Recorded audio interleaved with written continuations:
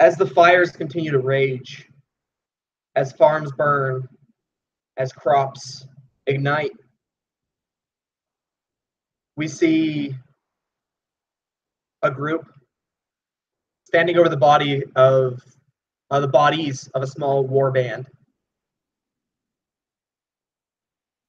As we return back to the town, zipping up the hill, moving up the mountain until we arrive at the Bouton Manor, a surgeon works feverishly on a man, on a duelist that has just taken 3 bullets and now lies dying on the ground.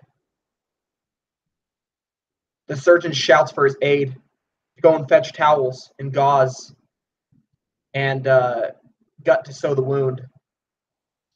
As he pries the bullet free of his chest, out of his abdomen, and out of his shoulder, applying pressure and making sure that the bleeding, or trying to staunch the flow of blood.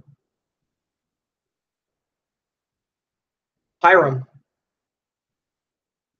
within your own mind, what does your nightmare look like as you lie there dying on the ground?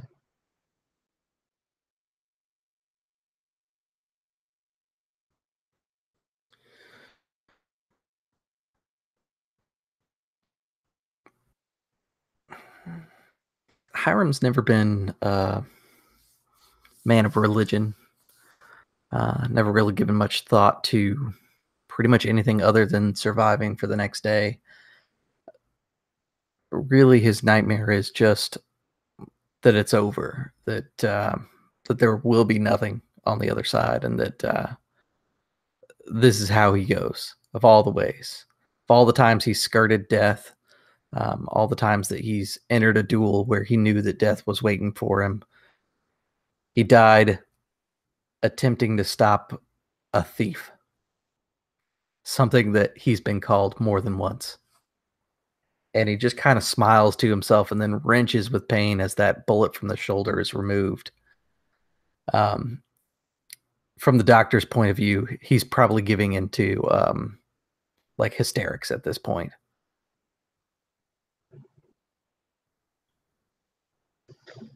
Yeah, and as this bullet is ripped from your shoulder, pulled out with forceps dug into the wound, you see another thief, a man you accused of thievery, the first man you ever killed. And he's staring at you, looking you dead in the eyes. And you see that dirty bullet wound, that shot before you actually knew how to shoot. That lucky shot that took him right in the heart. And he stares at you. He says, "They were mine. Your pa's a thief, son. They were mine."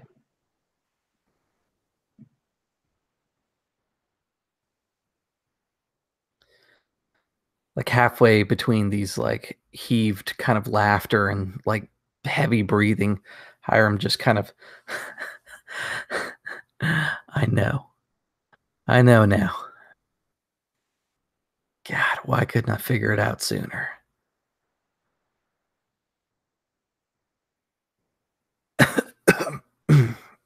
Oh, God. And like Hiram starts to kind of come around, realizing what's happening. He does the terrible patient thing where he tries to get up and the doctor just immediately just pushes him back down. Yeah, it's like a fuzzy in and out of this like dream and into reality. Like for a moment it blurs and you see the surgeon leaning over you. And then as you slip back under, his face slowly morphs back into this man. And he says, "It's only fitting that I end you now." And he lifts a revolver and he aims it at you. He says, "Do you have anything else you want to say, son?" No. I think I'm pretty close to my limit. And as you see his finger begin to squeeze on the trigger, and the bullet ignites and starts speeding towards you, everything seems to slow down. And suddenly, with a wrench of pain before the bullets even hit you, there's a tug in your abdomen as the next bullet's ripped free and your eyes flash open. The surgeon kind of looks down at you, and he nods to his aide who's leaning over you, and he kind of puts a cup of water to your lips. Stay awake now. We can't have you going to sleep on this, Hiram. Stay awake.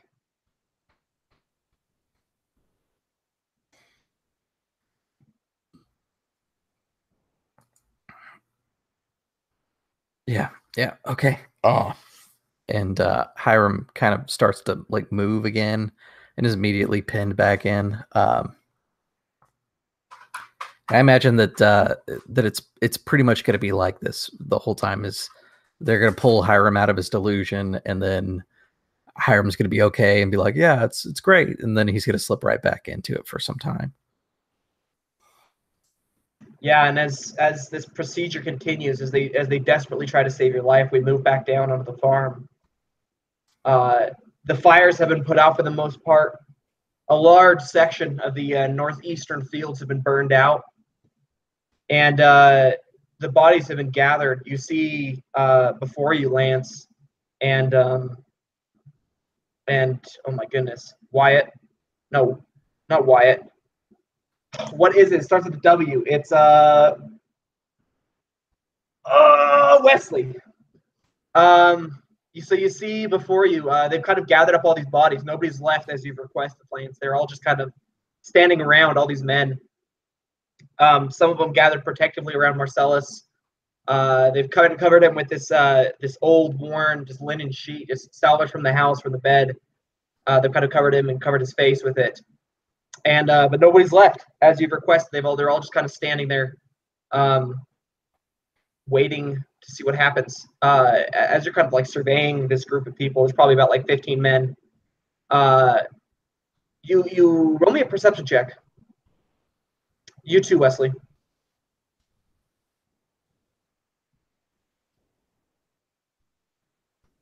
Okay. From the pile of bodies, they're getting ready to burn them. Both bodyguards from the Bouton Manor and tribal alike. And they're kind of piling these bodies up, and you would hear the faintest of grunts as they toss one of the tribal bodies onto the pile.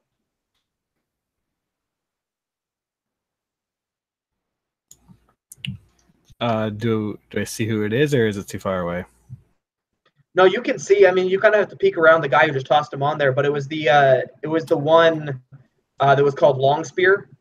Okay. The one that kind of looked like he was a little bit more in charge than anybody else besides Black Arrow. But they tossed him on the pile, and you can see the faintest rise and fall of his chest. All right, I would approach him. And was he the leader, or maybe like a lieutenant of some kind? He was like one of them, yeah. All right. I would approach him and see his current state. Obviously, probably not feeling too great, and just look down. And do they speak common, or the equivalent of common? You don't know. Some of them do. I'd ask and just say, well, why were you here? Why would you do this? What purpose does it serve you? Yeah, this kind of like pseudo chief, not like a full chief, but a leader of this war band. His eyes kind of flutter open. You see his face is streaked with blood and with soot and ash, and his body is covered in this war paint that they always wear, kind of this silvery gray paint that's very unique to the Sioux. And he looks at you. You see these shining, beautiful earrings, kind of, in his ears. They're like of a beautiful silvery metal. And his eyes are completely painted. Like he's got these black streaks across his eyes, so it's really hard to see when he's looking at you. It's just two white specks. But his eyes flutter open for a moment, and he looks at you, and he speaks something in tribal. You don't know. Do you speak tribal? I doubt it. I'm checking right now, but yeah, I don't have a pick, so I'm going to say no. I don't think I would speak tribal. Yeah, that makes sense. Yeah, so he says something back to you. You don't know if he understood what you said, but you definitely don't understand what he said. I'd get down closer actually, and getting caught in the moment. What these Sioux have done? They've burned the fields. They've killed people. They've created so much of a mess, so much work. And for that briefest of moments, Lance gets caught up in it and he drops down to the ground and he grabs the guy by the face and he just yells at him and just says, "Why? Why did you do this? I'm talking to you. Speak to me. Do you speak common?" or whatever the hell you'd call it.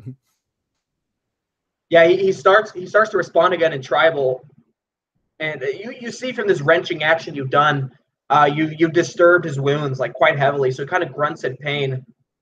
Blood starts to seep again from his body as the wounds kind of reopen. I mean, he was laying pretty tranquil a moment ago, but as you move him, he kind of starts to speak again, and then his eyes just roll back in his head as he passes out again. All right, that would kind of snap me out of it, I think, and I'd like to try to do a medicine check to maybe stabilize if it's possible. Yeah, go ahead. Nope, sure didn't. I'd yell for like a doctor or something.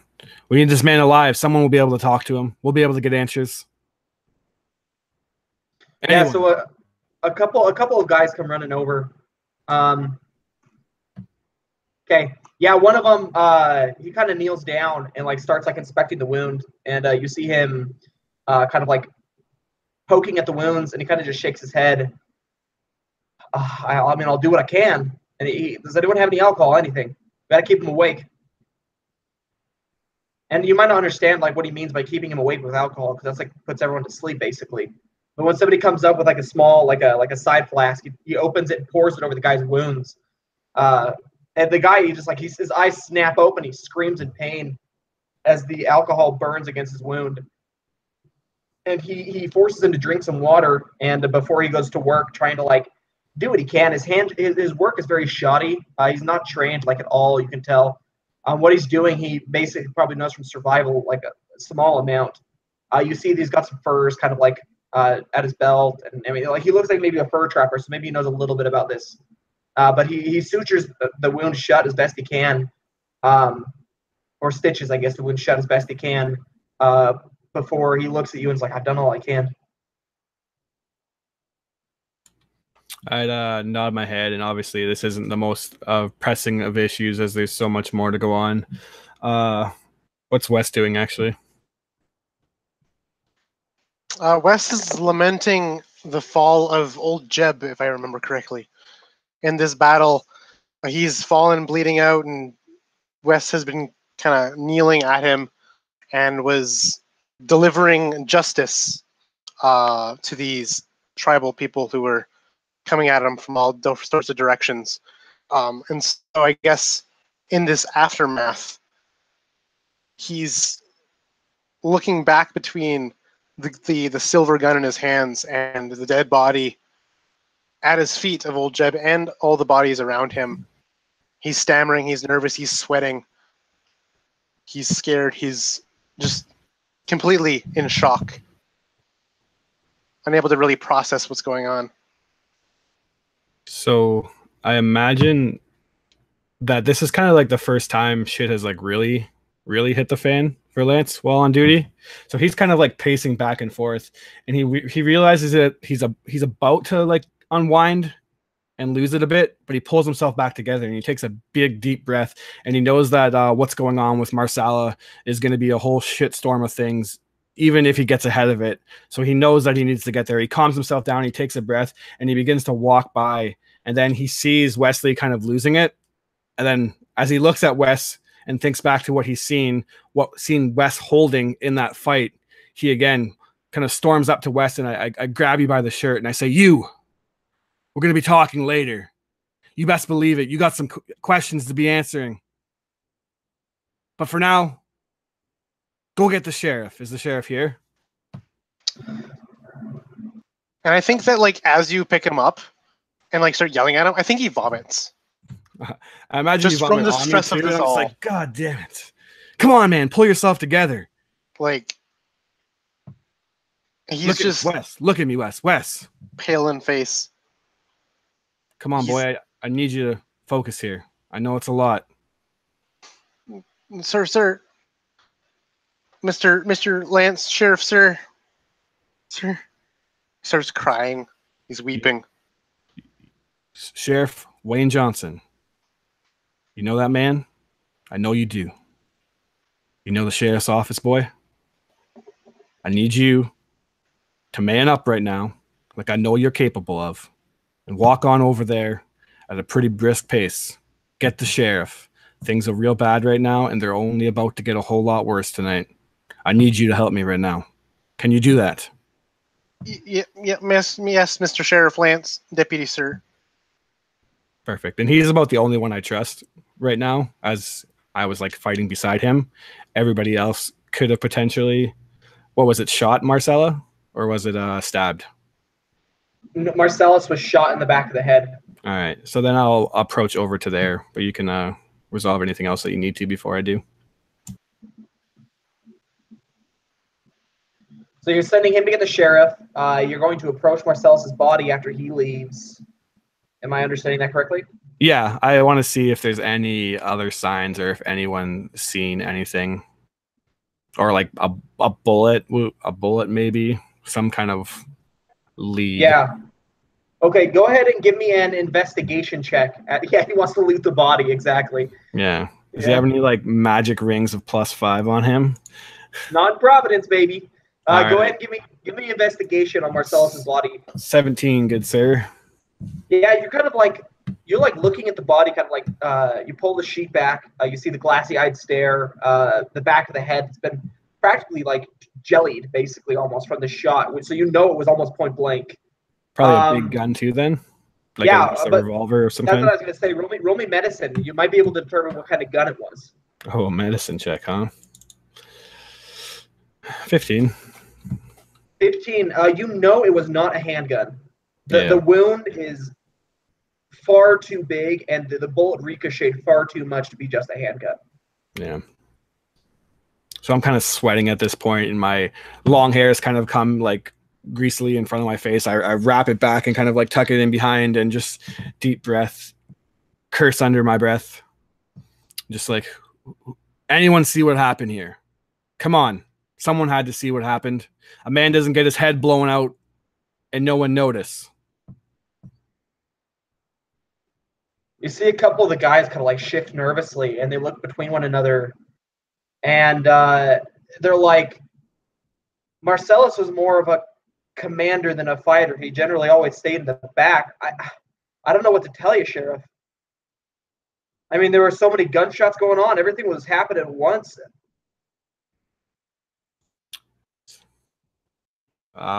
Frustrated. It's going to be a long night, boys. If no one has anything, then you're only going to make the night that much longer. We can't have a Bouton going down and nothing being done about it. You all know that. We're going to need answers. And I know someone here has to have at least something for me. So you think long and hard as we're cleaning up, getting the rest of this fire put out. And before anyone's going anywhere, I'm getting some answers. Yeah, you'd see there are like, so you know that it's not anybody with like a pistol. So that like rules out maybe half the people. So there are like a couple people with shotguns, a couple people with rifles. Yeah. So you've got maybe like 10 people who could potentially have done this. Although I doubt the person that done it is probably holding on to the murder weapon. Although maybe, yeah. I guess. Maybe, who knows? Probably not. But yeah, I'll like continue like making sure no one leaves. I want to wait till the sheriff gets here because I'm only the deputy, I guess.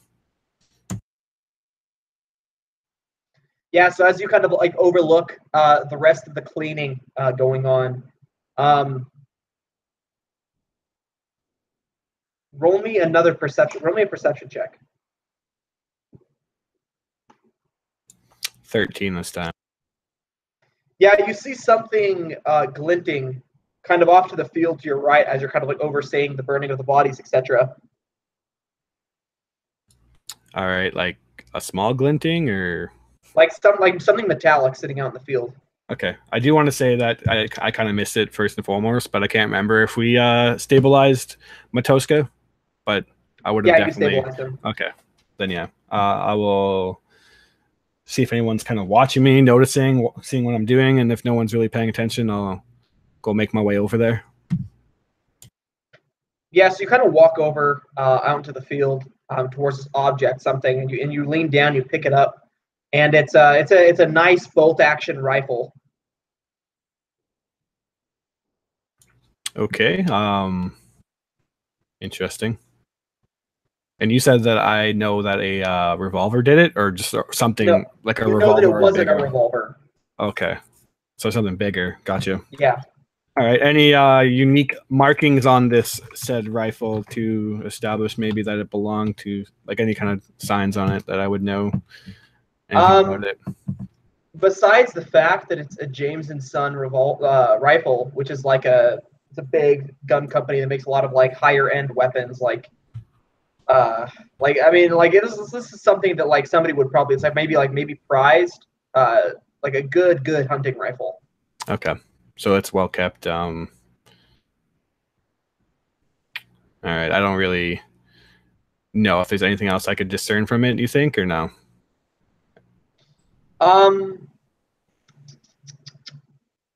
Let me see. Something you might be able to discern from it. As you're kind of like turning it over in your hands and looking at it, you would see that there's like a rabbit's foot basically tied to the end of this thing. Like maybe some sort of good luck charm or something like that.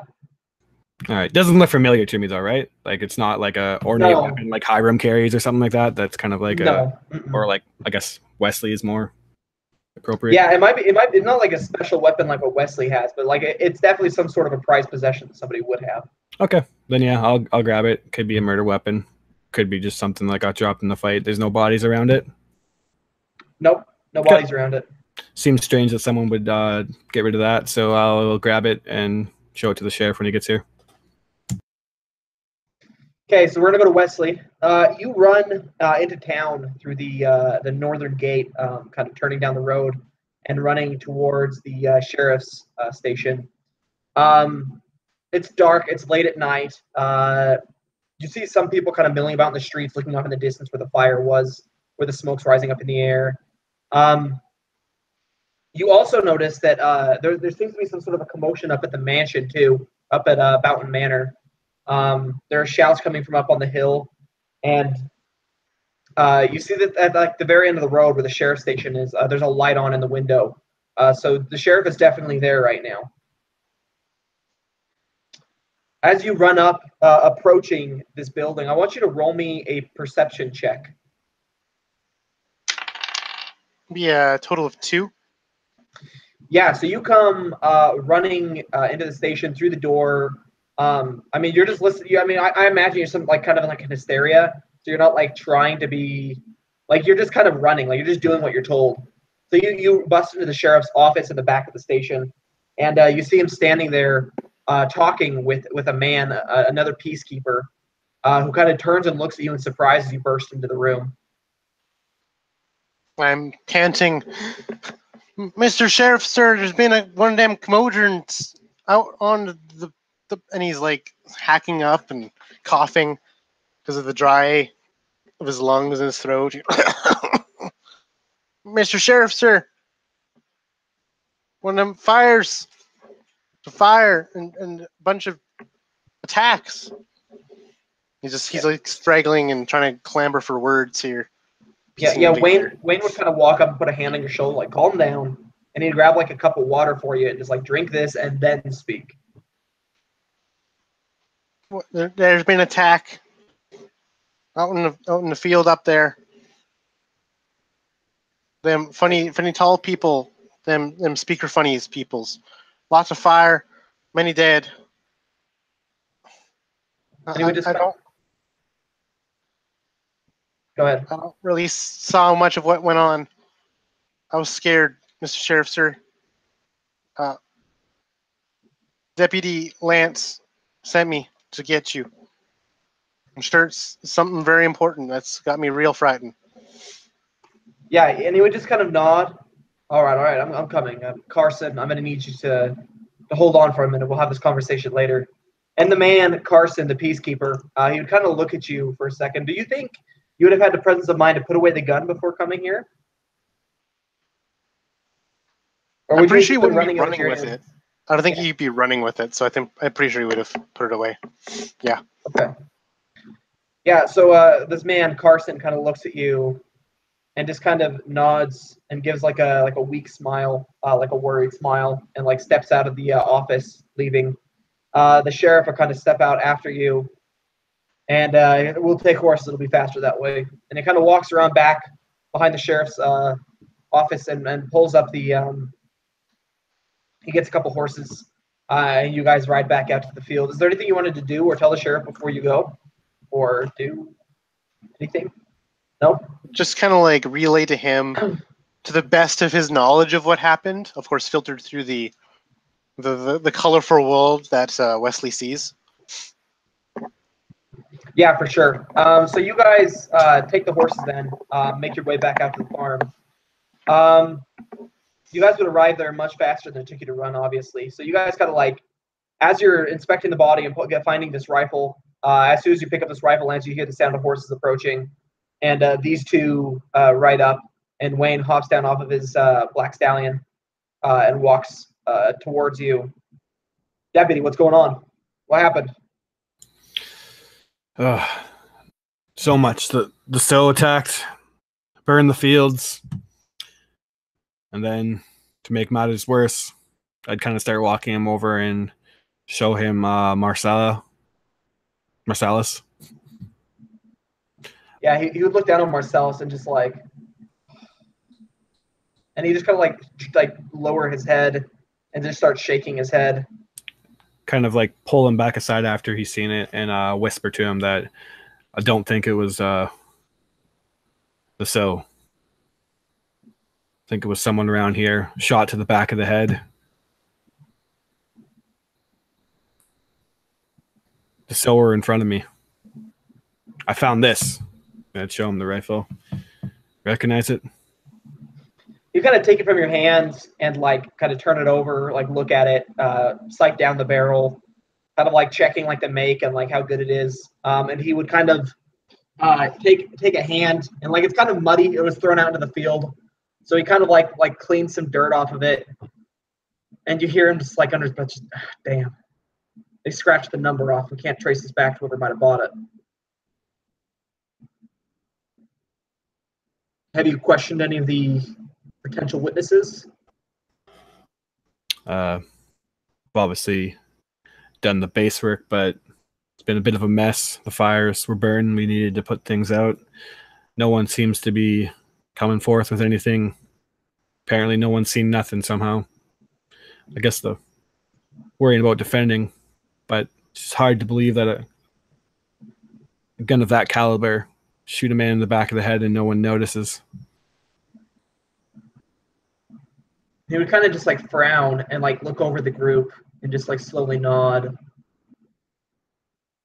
We'll get the truth out of him. I do remember the OWT company coming here and having talking with Mr. Marcellus. Do I conveniently enough see anyone that is not like a local, and maybe I forget what the acronym stands for, the Owen Water Trading Company. Owen Water Trading Company. I don't see any like just super suspicious looking of those folk around, do I? Roll me an investigation check as you're kind of like surveying the group of men that are standing there. Just a 13 on this one. Yeah, I mean, you haven't been here very long, so maybe you just don't know for sure. I mean, there are a couple of faces that aren't familiar to you among the group, especially because you kind of steered clear of the balance as much as you could, and they're all there, their guards, the personnel that guard the house. So nothing really substantial. I'd mentioned the exchange earlier in the day, and that it got pretty heated, just so that the sheriff could have that in the back of his mind, and then just see what he's thinking. Yeah, the sheriff would kind of look at the group of people, and he'd kind of take you to the side, and he'd say, there are about 3 people in that group who I don't know. And he'd kind of like point out the 3 men to you. You see like this like very gruff looking older dude, big, huge, like bushy beard, probably some sort of survivalist, maybe that survives out in the mountains, or used to. He doesn't look so much of like he's got a shotgun in his hands. He doesn't look so much of he looks more like a big, bulky, like tavern brawler type guy, like a big dude. You see like a young man who's like maybe in his late teens, early 20s, who's kind of standing among them, kind of shuffling nervously. Short black cropped hair. He's wearing kind of like a vest instead of a duster. He has a pistol in his hands, and he's kind of just like, well, not in his hands, it's holstered. But he's kind of standing there among the group also, like talking nervously with everybody else. And then there's a third person who's like, somewhere between the two in age, like a middle-aged dude. His hair is starting to gray a little bit. He looks fit enough though, but he's kind of got a salt and pepper hair. He is wearing a duster, etc. So they're like these three guys who he kind of points out that he doesn't know. Seems like a good enough place to start. And let the sheriff handle that unless he wants me to. I'm not. It's kind of. Yeah, he would pull instead of just the three, he pulls like 5 or 6 people from the crowd, like 3 other dudes, so it doesn't look suspicious that it's just those 3. And he'd say, "You 6, come with me. We're gonna make our way back to the station. We've got some questions for you." And he would kind of like take a look at the other ones and look at you and say, "Deputy, make sure you get the names of all of these and their faces as well, just so we can ask them, talk to them later. We'll start with these 6 though." Sounds good. I would do so. Yeah, so you get their names, you get their faces, like their descriptions, like all written down and everything. They kind of like, after you've done that, they get Marcellus's body back up into that wagon thing they came down in, like the stagecoach, or like it was more like a wagon. But they put his body up in there, and they start hauling it back towards the manor to prepare for burial, basically, along with his father. And you are both left standing there. Has word of his father hit us yet? I can't remember that. Oh, you guys wouldn't even know. Yeah. Yeah, you guys don't have any idea. Would it be out of reason that Lance would actually go with the body to talk to the Boutons? I know they probably don't. I'm probably not the most liked by them, correct? Yeah, you could go with them though if you wanted to. I mean, the sheriff's handling the questioning. Yeah. So you could go with them if you wanted. Yeah, I guess I would. And what is Wesley doing? And Wes will tag along with Lance, because he's like this anchor to reality for him right now, where the world's so crazy. This Lance just making sure everything is safe. Yeah, and the sheriff would load Matoska up onto one of the horses and take him back to the station to like try and take care of him as much as he can, basically. So you guys make your way back up to the manor then. Yeah, so you guys are walking. You guys arrive back in the city. You're moving past the crowded people. You see a lot of them staring at you, Lance. Fear in their eyes. They don't know what's happening. They don't know what's going on. All they saw is a wagon come by with a body in the back. So they don't know exactly what's going on. They're all kind of panicking a little bit.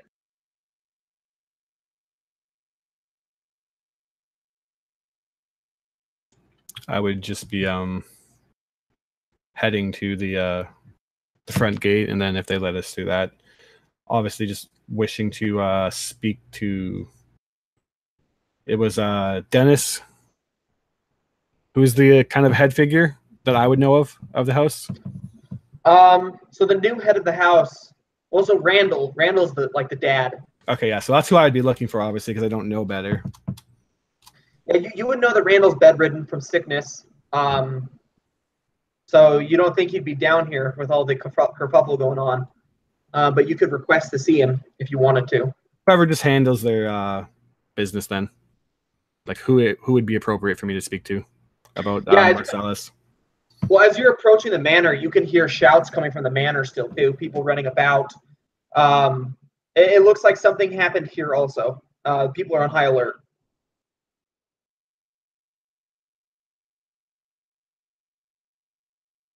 Perfect. Are they like coming to me or? Yeah, like as you approach, like you'd see like a couple of guys standing outside the gate to the manor, kind of like step forward and raise shotguns towards you. And then when they saw who they are, they like roll their eyes. Well, you've done some good work today, Deputy. Not the time for this, gentlemen. I have very serious things to handle right now. Please get me one of the Boutons. It's about Marcellus. Yeah, they look at each other and they look back at you. Yeah, we know what happened to Marcellus. Same thing as Randall. I guess Dennis is in charge now. Go get Dennis. And he kind of says to one of the guards who kind of walks back through the gate.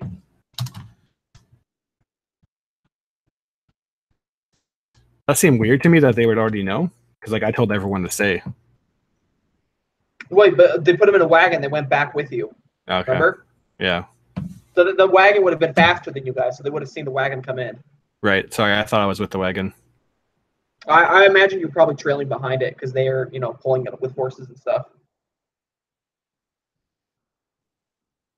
Yeah, so eventually the gate would open back up again, and you'd see Dennis appear in the gate, and he'd kind of look at you guys and just like sigh deeply.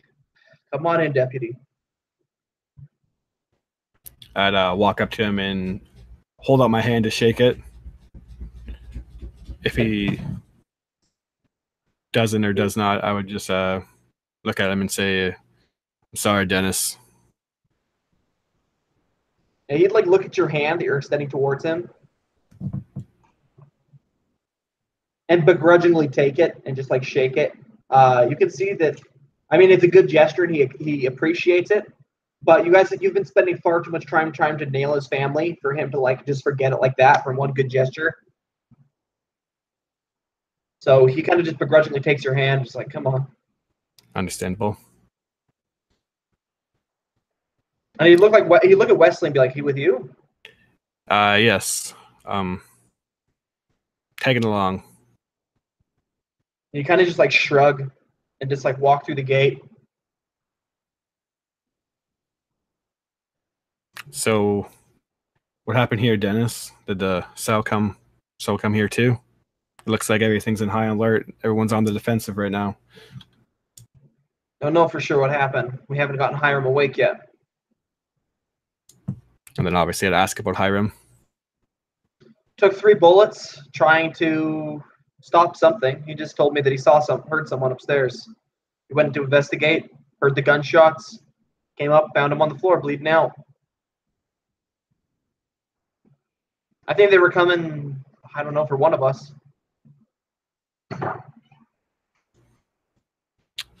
And I heard correctly that they got your paw too, Randall. Earlier today. Terrible day here in Crow's Gulch. And I would say that, like, seriously, earnestly. And he would just kind of like, roll me like a general charisma check.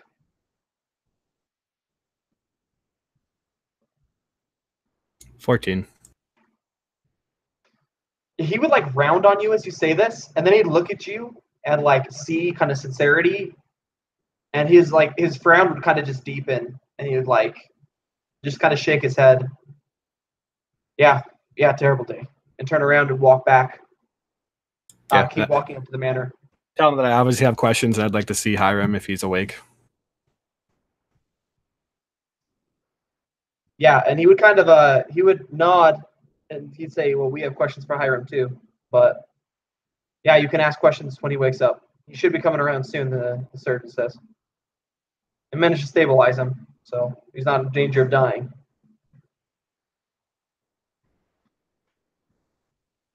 So they lead you up into the manor, and you would see that the rest of the Bouton family is kind of gathered in the main, like the salon. They've kind of placed Marcellus's body on like the table, and they're all kind of just like gathered around it. You see that Mary and Liza are like kind of like they're both like kind of crying over their brother's body. Lester is kind of just like it's sitting in shock in the corner. Miss Bouton is kind of like, you see her eyes are red rimmed and bloodshot too. She's been crying. And Hiram is kind of laid out on the floor, a short distance away with the surgeon looking at him, trying to take care of him. All right, I'd kind of go over like just the gist of it. If they have any clue as to why someone would want to do this, I would tell them that I don't believe it was, at least for what I've seen on Marcellus's side, that it was the So that did this. So I would ask them if they have like any clue who in their group, like any new hires, anybody that would have a reason to have a vendetta in your close-knit family, because I imagine that the people that were traveling with him were kind of his entourage, and he was commanding people around. Yeah, they would kind of just shake their head, like, we haven't hired anyone new in months, ever since Out started showing interest in our property and in the Oasis. We've been careful. We know how these things work, or at least we thought we did. And they look back at Marcellus, and they kind of all share a look. At about this point, Hiram, you would come to.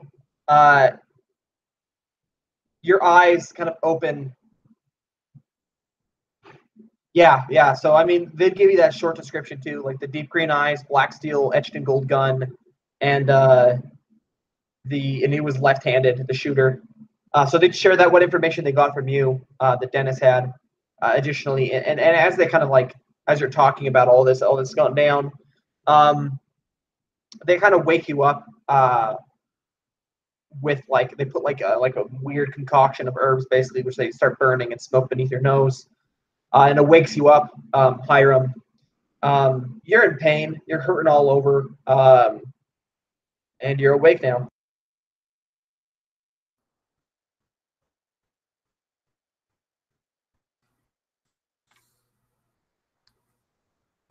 Yeah, Hiram just kind of like finally able to like fully move on his own without being like held down. He starts to kind of roll over, and then he like groans in pain, and that's when pretty much everybody else in the room realizes that Hiram's awake. And Hiram kind of just like holds out a hand to anybody that's nearby. Can I get some water?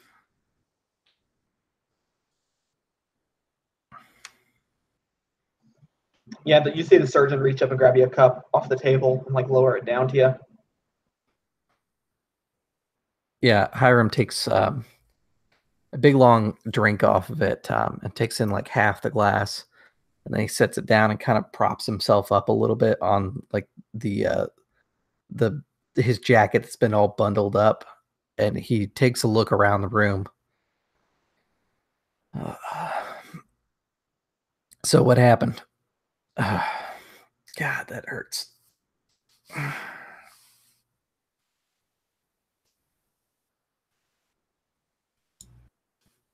Well, I guess I'd speak up if no one does and say, looks like someone did you in pretty good. It's been a while since you lost the duel, no? Well, to be honest, it wasn't much of a duel per se. I thought I had the jump on him. As it turns out, he was a little quicker on the draw than I was. Fair enough. Not too many people that can say they're quicker than you, though, wouldn't you say? Did you get any other, like, do you recognize the guy? No, he had to be a Providencer, though. He had deep green eyes. I've never seen a So or any of the other natives with green eyes. I don't remember anything too particular stand out about his gun other than it looked nice. It was black steel and etched in gold. He's left-handed and he's wounded now. What was he looking for? Did he get away with it? He was in Randall's office shuffling around on the desk. I think his visit was coordinated with the So attack, though. It was just too convenient that he happened to be there. Seems to make sense. Cause a distraction. Infiltrate. They managed to take down Marcellus, too. It's a big hit to the family. Someone's making aggressive moves. It's not something that normally happens around here. Yeah, it's a lot of work for looking for some paperwork in a desk. But whatever he was looking for wasn't there. And Hiram gets up all the way, so long as no doctor stops him. Yeah, they can see the determination in your eyes to get up, so they're kind of like, all right, you can sit up, just take it easy, and they kind of back away from you, letting you get up. One of them would even help you get to a sitting position. And Hiram's walking okay, but like you can tell his entire upper body is still under the effects of like anesthesia. So like he walks over to the desk and he just kind of like slumps his arm that was the one that got shot in the shoulder onto the desk, and he kind of like picks it up and just lazily taps it on the table. There's something that was here. It was missing before he came in here. I'd reckon that's what he's looking for. Paperwork, a deed even, I'm not sure. But if I was a betting man, and he kind of smiles to himself because everybody knows that he is, probably has something to do with that water trading company.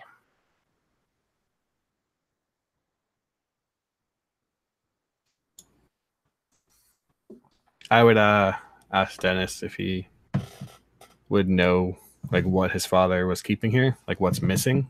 He's a fairly organized man, wasn't he? Yeah, Dennis would kind of like look at you, Hiram, as you say this. Wait, you meaning to tell me that the man who killed my father and stole those documents and the man who was here later today that shot you are both from two different groups? Both after the same thing? Well, that's all I can manage to piece together. The second guy didn't seem like he was here for murder, though. He seemed intent to look for things. He tried to keep it quiet that he was here. If that's any consolation, I don't think he necessarily meant harm to your father.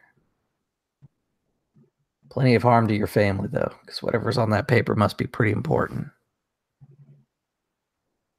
Yeah, Dennis's like scowl deepens at this, and he would look at Marcellus, his body on the table, and like look back at you, and just like shake his head.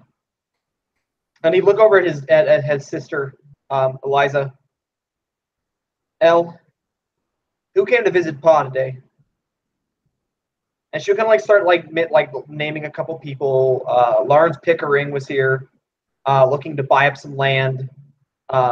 Eliza was allowed to stay in the room for that one, so she knows that it wasn't him that did anything.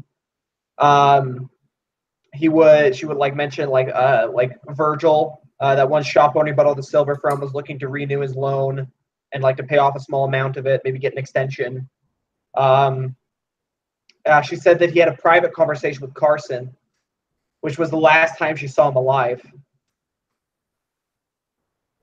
But Carson wouldn't do this, would he? She says.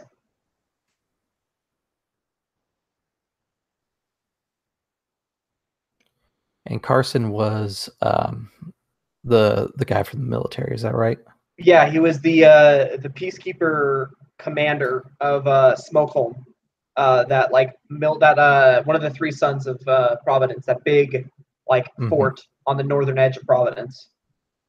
Okay.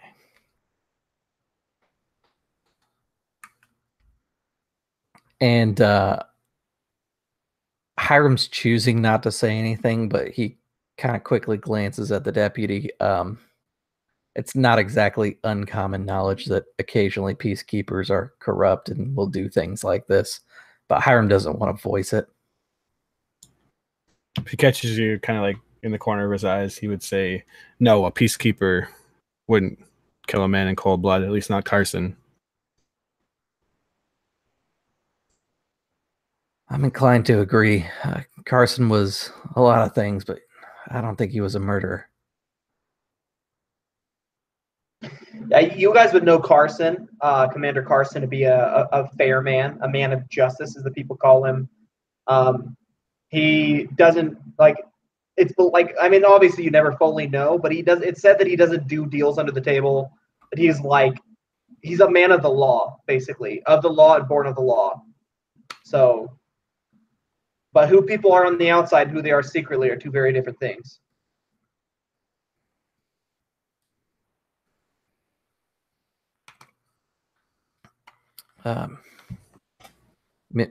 Miss Eliza, was there anybody else that went to see your father? Even if it was just briefly. She's like thinking. She names like a couple of other people. She says that her father had like a private meeting with Samuel. You know, Samuel, the one who was at the gate earlier that day. You know that she said that he also had a meeting with the kind of like the head family of like the Western like farming division, like the people who are overall like the stocked like plants like corn and wheat and like all that stuff. He met with him. A man named his name isn't my thing just stopped working. A man named Ike. So he said that there's this man, and he met with this man named Ike over something from the Western farms. And she can't really think of anybody else. She's like, if I think of anyone, I'll tell you though.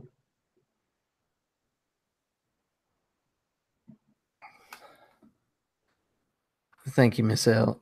Gosh, forgive me. I don't mean to be rude. I'm just a little sore right now. Mr. Bouton, where'd you say that plot of land that Carson was interested in was? Or excuse me, Lawrence. Lawrence was interested in.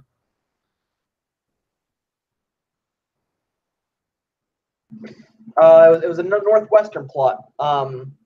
You know, very far edge, directly opposite when it comes to like location of the land that was burned today.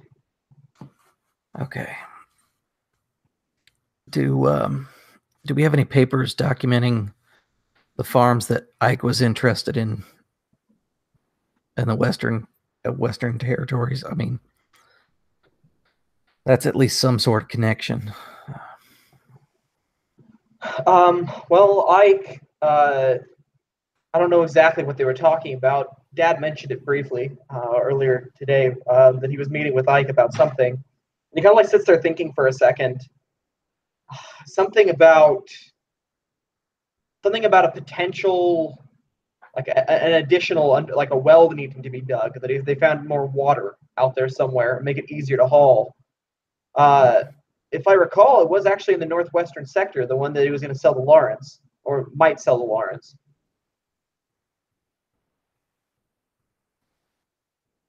I'm sorry. There was a hiccup in the miking. Did you say was or was not in the northwest sector? It was. It was like on the border of that section that Lawrence wanted to buy. Okay. Well, that's at least something. Kind of glancing over the deputy with like a nod.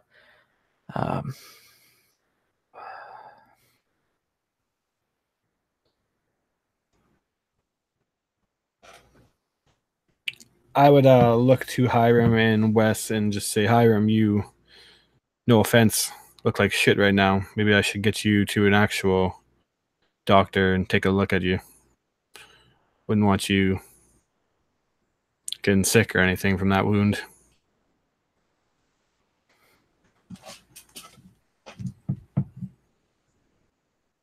Well, Boutons do have kind of the best care available in the area. He kind of smiles to himself. I think I'll be all right with some time. And he kind of just like melts into Bouton Sr.'s chair at the desk. Like it's totally improper for him to be sitting back there. It's very much against who he is. But he just can't stand anymore. I just need to rest for a minute. And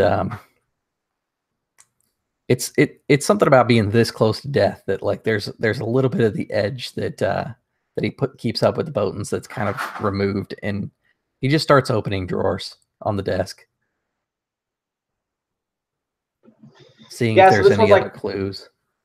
Yeah, this one's kind of like his public desk, like the one that he like would have sat at if he was just entertaining guests or like bringing them into his home or something like that. So these are kind of like moving stuff around, sliding drawers open. You would open one drawer and you would find this like a chunk of just this beautiful silvery steel. It's like a big chunk, like probably one of the largest chunks of steel you've ever seen, and you would have immediately be able to identify it as star steel. This rare metal that kind of falls from the sky. The So actually like worship, like pretty much like they fanatically worship this stuff. And you would recognize. Well, roll me an investigation check as you look at this. Yeah. So for investigation, let me pull that real quick here.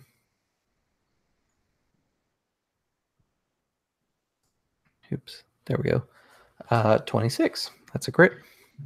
Oh, a crit. Nice. Okay, so it shines very similarly to number one, a metal like seared tattoo that you saw on the body of Marvin, the man you killed in that duel in the barn. The second thing you remember when you're looking at this is that star steel comes in different colors. It doesn't just come in the silvery color. It also comes in black, gold, and like a pearlescent white. And it shines so brightly that you realize that that gun the man was carrying was made of star steel too. Said to be like make the finest weapon. They never lose their edge. They never rust ever.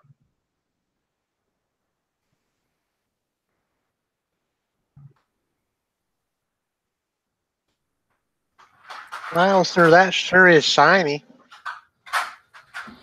Yeah, Mr. Bouton, you may want to lock this back up in a safe. This probably isn't too safe out at the public desk. And he kind of just like sets it down like it's a paperweight and just continues to go through the drawers, but he's made some mental notes of some of his discoveries there. Yeah, I mean, as you're kind of like going through some more of the other drawers, it's mostly just like a bunch of like financial paperwork and like deals for like loans and stuff like that people owe him. And I mean, like seeing all these papers, you realize just how much like how people rely upon him and his money. Mm-hmm. Like the Bouton family and the money. Like if this family were to disappear, like this city would probably collapse because they wouldn't have any like income, like to keep the city afloat. Is there any notes about the debt that Virgil owes inside here?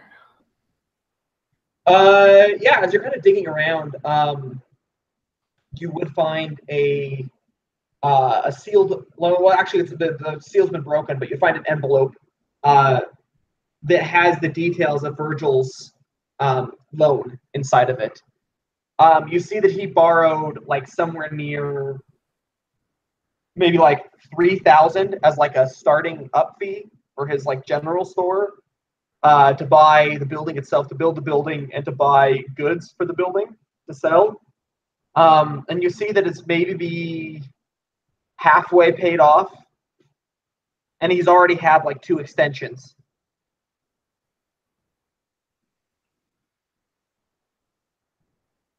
Okay. Once he finds that envelope, he'll hold it out to the deputy. I think this is at least enough for us to have purpose to talk to Virgil. I think you might be the key to Carson. So how about you lead this dance and I'll follow this time around. I would take it from him, look at it quickly, and then nod. Are you sure you're going to be able to keep up with this dance? Maybe rest for the night? No, we got to get to the bottom of this. We can't let the fire get cold. Fair enough. Then I would stand up and hold out a hand if he's looking, or I guess you're sitting, so yeah, I'd hold out a hand and if you're interested in help up. Yeah, and Hiram does not have his usual pride, and we'll go ahead and take it. I'd head nudge over to Wesley too, and like tell him to come give you a hand. Also, And I imagine that Wesley's much better well built than Lance is, and it's made very apparent when Wes almost lifts you up, Hiram, trying to help you out with the chair. Yeah, Hiram is not a very big man. You like dwarf him. And I imagine there's probably the doctor, but somebody fetches his duster at least off the floor, and Hiram kind of steadies himself finally, and he's like, okay. Kind of stretches out a little bit. Okay. All right, let's do this. And he opens up his gun, quickly shuffles in another bullet for the one that he shot earlier, and then closes it up.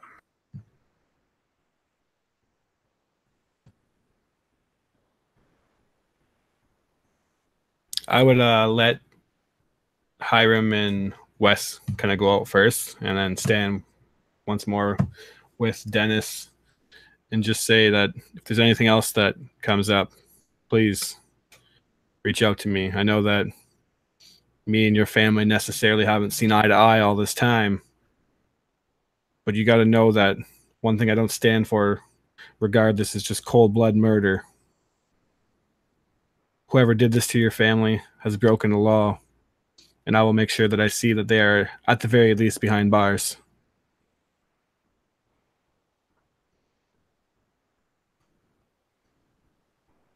And then if he doesn't say anything to me, I would ask the doctor if he has any more bandage and wraps, just in case Hiram blows out some of the stitching.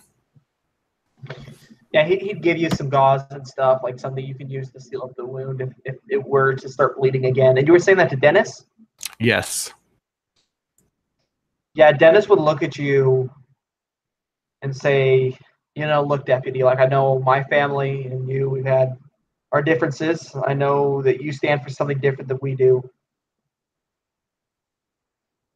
But my dad and my brother didn't deserve this. They were good men. They might have done what they needed to keep the family alive and to keep the city alive. But they were good men still. And he'd look you in the eyes. And you've known Dennis to always be a very calculating, reserved man. Like he doesn't ever really show emotion. And he always notices things that you would never see. And he would kind of look at you and you'd see that shell break for a second. You'd see genuine hurt. You'd see pain. You'd see fear. You'd see a desperation in his eyes. And he'd look at you and he'd say, Deputy, you find who did this. You find who did this. And I will make sure that things change in this town.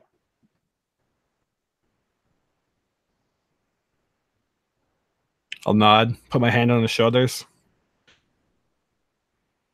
I'll do my best. I'll bring justice to Crow's Gulch. It's all I've ever wanted to do. Let me know if you figure out anything else. And I'd kind of pat him and walk. Yeah, so at this point, kind of your other two members of your party have been walking for a little while. You'd hear the pad of running footsteps coming up behind you, Hiram, and you'd turn and you'd see Lester running up with his revolver. I'm coming with you.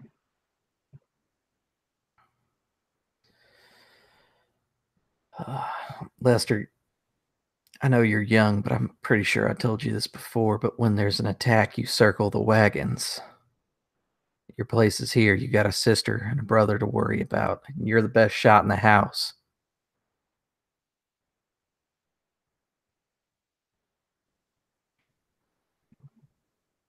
And you'd see him clench and unclench his fists. And he'd look you in the eyes and he'd say, but someone out there killed my dad and my brother. I can't let somebody else avenge my family for that. And you see in his eyes a burning anger, an anger that you know will lead him to do stupid things. Yeah, for like the briefest of moments, it's kind of like looking at a mirror of a younger Hiram, just looking to avenge a wrong that is a perceived wrong. And Hiram knows the truth about his dad now, and even knows the truth about Mr. Bouton before he passed. And he stops for a moment and he looks down and he says, "Lester, I know where you're coming from, but believe me, justice is going to be served. Your brother won't forgive me if you come out there with us. Let us handle it. We'll find whoever did this, and there'll be a trial and justice will be served." And it's almost like saying that there's going to be a trial kind of hurts Hiram a little bit. Like you can tell it's like it wouldn't take a very hard sense motive check to see that that Hiram would much rather shoot the guy and just be done with it.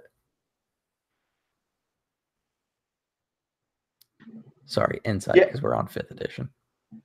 Yes, the 5th edition. I mean, Lester, like, you see him, like, listening to your words, but he's not, like, you've been there. You've felt what he is feeling now. He believed his brother and his dad were heroes. They were the people who were keeping the town alive. They were good men. And in many ways they were, but in many ways they weren't, too. But you see that this youthful innocence in his eyes, his blind devotion to believing that his family was the reason why Crow's Gulch was still alive. And in many ways, again, they are, but in many ways they aren't too. But he looks at you and you see this, he's hearing your words, but he's not listening.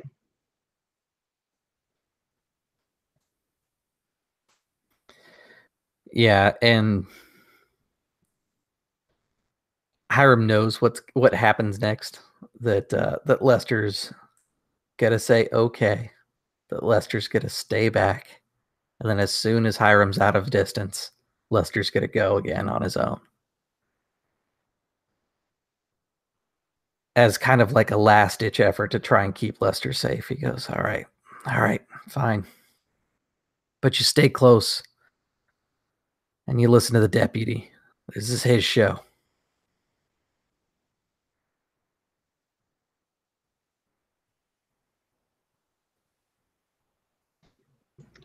Lester lights up. And he just gives like this firm nod. And you see him like put his hand like on his gun, like kind of just like holding it for like assurance, basically. Like the one thing that he feels like he's good at, he's holding to this pistol. And he just nods to you. And his smile is somewhere between a smile and a grimace. Because things are still terrible right now, but he's happy that he's getting the chance to help. Lance gives Hiram a kind of curious look. One, for saying that follow the deputies in charge, and two, for letting the kid come along. But if he meets eye contact with Hiram and he seems content, then I would give him a nod. Hiram's not happy about the situation. He is not hard to read in this one. All right. It's one of those things that like Hiram picked what he thought was the better of two terrible choices. Yeah, and seeing that kind of like I guess understanding in your eyes, I would just give you a nod.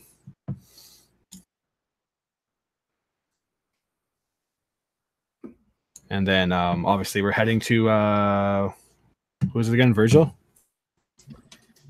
Yeah, Virgil at the general store, the trading post. I would ask Lester to make sure that gun's on, the safety's on. Yeah. He would like look down at it and like look at it and like nod to you. And yeah, the safety's on the gun. How old is he again? Like, is he? Did we decide he was like 14, 15? Okay. Yeah. All right. So yeah, I would give Hiram like a look, like if you're gonna bring him along, like make sure you keep an eye on that. Obviously, he's going through a lot right now. and then head towards the store. Okay, yeah. So you make your way back down the road, going through the gate, heading down the hill. And as you're kind of reaching the bottom of the hill, you see there's a large group that's kind of gathered at the oasis.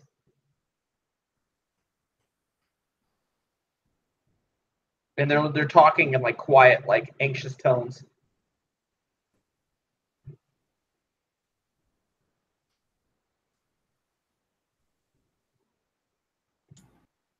Does that seem strange? Is that not a gathering place, or? I mean, like it's the middle of the night, and like sure there was a fire, and like a war band raided the the eastern farms, but like people still need to sleep, so it's a little bit weird that there are people still gathered out there. So yeah, I would kind of just mumble to myself, "What now?" and approach, see what's going on. Yeah, as you get close, you can hear like muffled like talking. Like they're not like shouting or anything, but they're just talking. Does it seem lower to you? I mean, a little. I don't know. Maybe it's hard to tell. And as you kind of approach, like look at you, and it all kind of like the circle will kind of open up, and you just see like a smattering of a couple families, just a random gathering of people. What seems to be going on, ladies and gentlemen, on this fine evening? It's awfully late. No, there isn't necessarily a curfew, but what are y'all doing? They kind of nervously look at each other, and like they kind of shove one man forward. And you'd know him as a prospector, just this old wizened dude who kind of goes out into the mountains by himself and just tries to strike gold, basically. And he'd kind of like look at you and shuffle nervously. And he'd look over at the oasis. I couldn't say for sure, deputy sir, but does the oasis look lower to you?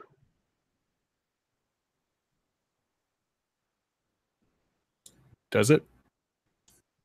Roll me either investigation or like perception, one of those two. Unnatural 20. Nice. I mean, it's hard to tell because I mean, like it's water, so it always kind of looks like it's rising and falling, from splashing, because there's like the waterfall thing that pours into it. But you might say that it looks lower.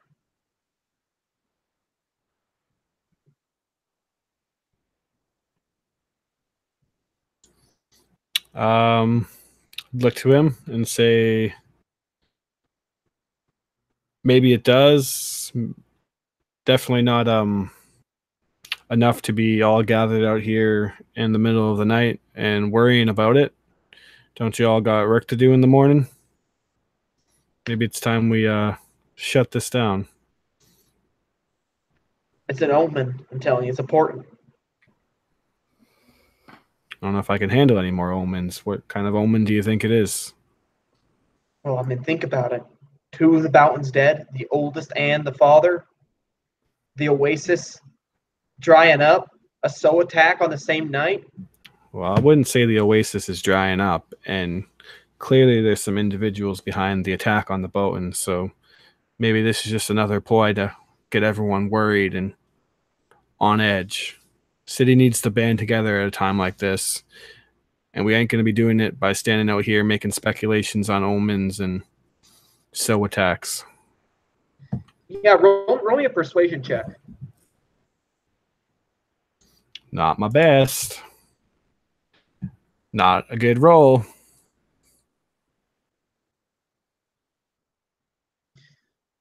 I'm guessing that means lower than a 10. You guessed correctly. Okay, lower than a 5? 9. Okay. You see that, like, you saying this, like, I mean, it helps a little bit, but they're not completely, like, they're still a little bit in panic mode. I mean, too much has happened today for them not to be. So they would kind of just, like, nod, accepting it. But, I mean, you see that they don't actually accept what you're saying. Like, they're like, okay, yeah, like, he's got a point, but, like, at the same time, Yeah. So are they at least going away, or because are they like impeding us from what we're trying to do, or is it just like, hey, here's the oasis and there's people? No, yeah, they definitely start like going away, like splitting up and going their separate ways, like still muttering, going off in like groups of like 2 or 3 until there's nobody there anymore. When they're gone, I would look to Hiram and Wes and see if they think the same thing. Like, to me, you said with a 20, it's kind of hard to discern, so that could be anything. Yeah, I mean, so they split up. Like it's fine. Like they go their separate ways. Not a huge cause for concern, anyways. I mean, like the oasis is super deep. Yeah. So I mean, like you don't think you're gonna run out of water anytime soon, even if it is drying up. Yeah. Which would be weird because oases don't dry up. So. All right. Seems like on the ever-growing list of things that seem to be happening right now, it being like an inch lower seems to be maybe a little bit lower on the scale of importance. So unless Hiram or Wesley want to do anything, I would be heading on to Virgil's shop. Yeah. Okay. Hiram just kind of like shakes his head like I have no clue.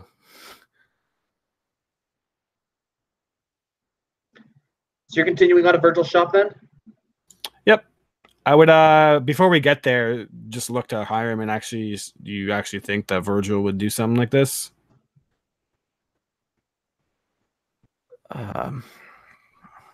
You know, I don't know much about Virgil. I know he gets his hands on a lot of silver. That's about all I know about him.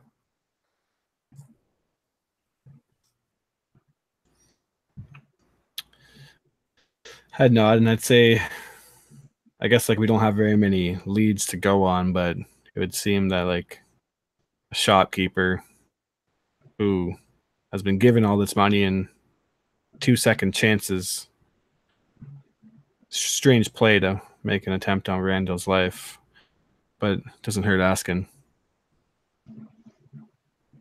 And then that is what we're going with, right? Like you don't have any other we're just kind of questioning him. Yeah, I mean, there's nothing enough to say that Virgil would be the one who did it, but Randall was bludgeoned, so really it could have been anybody. You didn't find anything else in there, did you? Any thing you maybe left out? No, I didn't.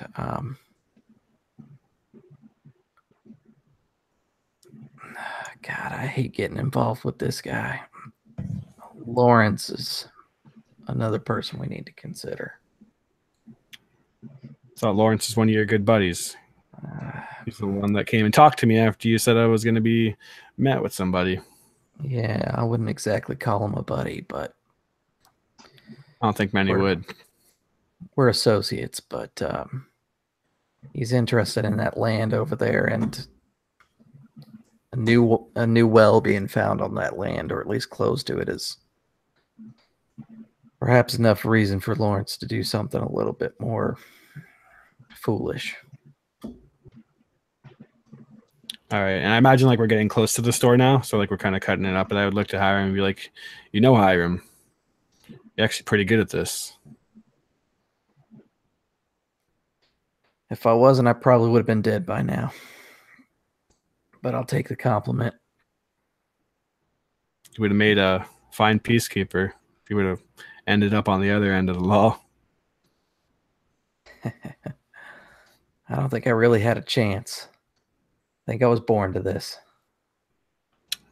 Could be born into a lot of things, but I promise you that everyone has a chance to make their own destiny. At least that's what I tell myself.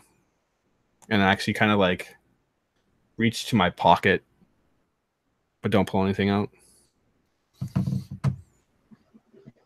As you're approaching, You muted yourself.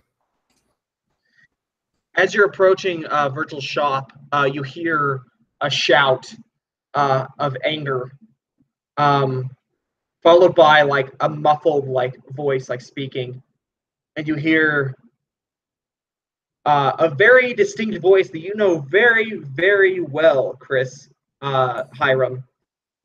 You hear, Virgil, I'm not giving you any more extensions. You borrowed money from me. I know you borrowed money from Randall. Now you're going to pay me back, and that's final. You have until the end of the week before I repossess your trade post here. And you know that this is Lawrence Pickering. Yeah, man. Two birds It's with one so bad stone. for Lawrence too, because he's our main source of silver in town.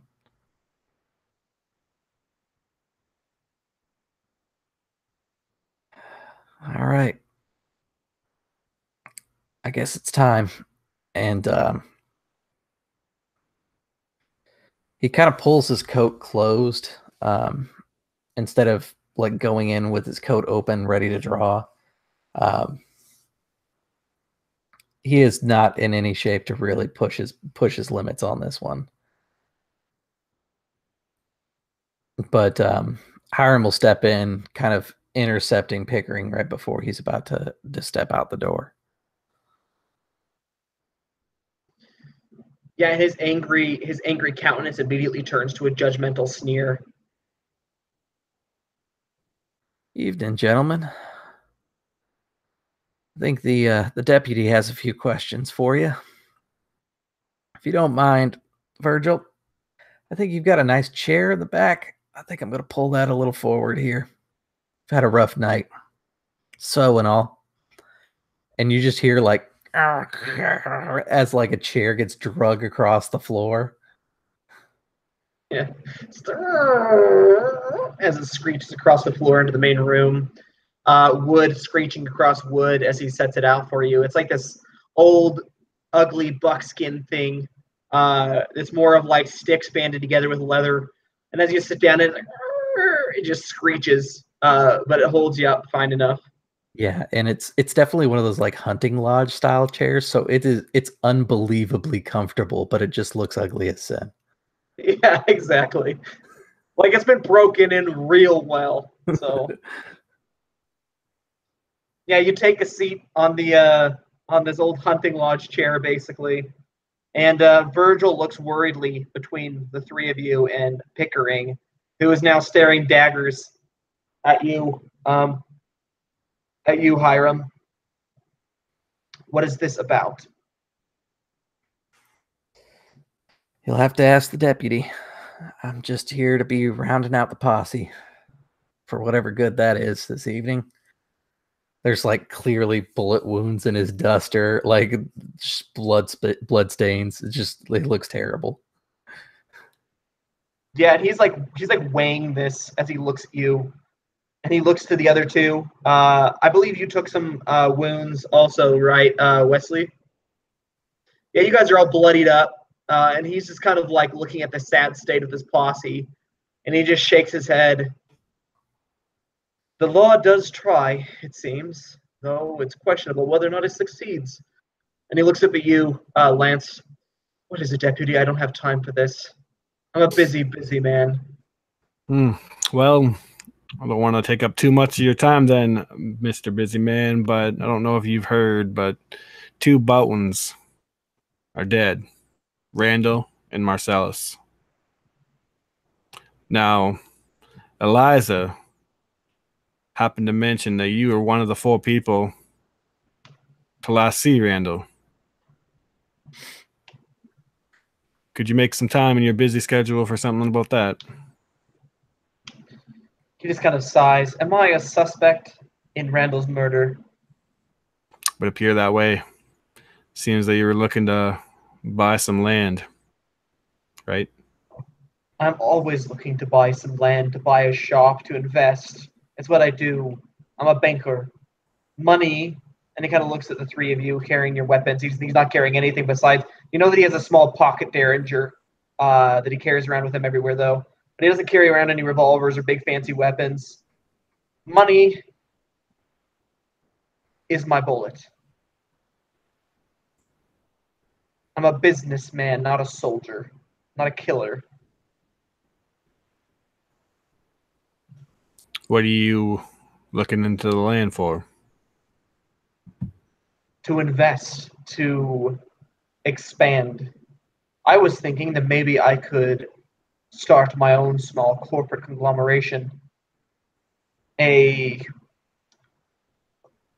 going to call them factory farms. Quick growth. There's a formula I believe I could use to make crops grow faster. The well out there was just an added bonus. Access to free water. And what did Randall think of this? Did you like your ambition, or did he turn you down? Sadly, he said no. Though I believe it was largely because of that meddling man, Ike. Came and spoke to him before me.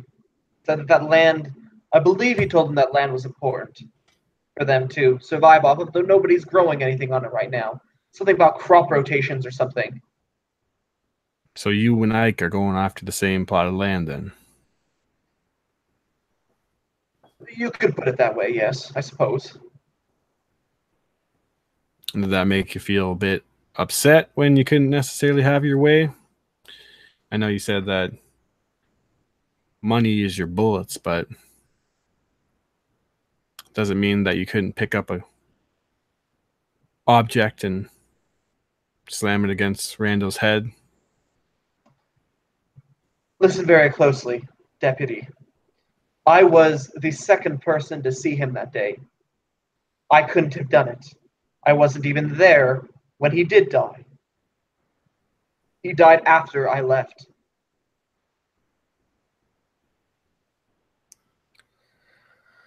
Well, then I guess I have one question to add, Mr. Pickering. Did you see anybody else inside the house waiting to speak with Randall, or just didn't belong? Anything like that? You know, to help move this case along.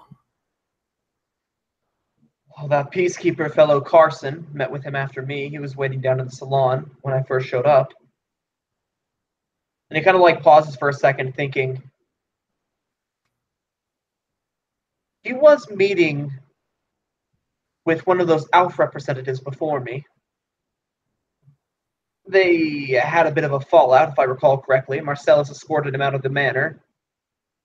Had another shouting match down at the Oasis, as far as I understand. Without or with Marcellus? Shouted out. Well, had a shout out with both Randall and Marcellus, as far as I'm aware. Okay. I'm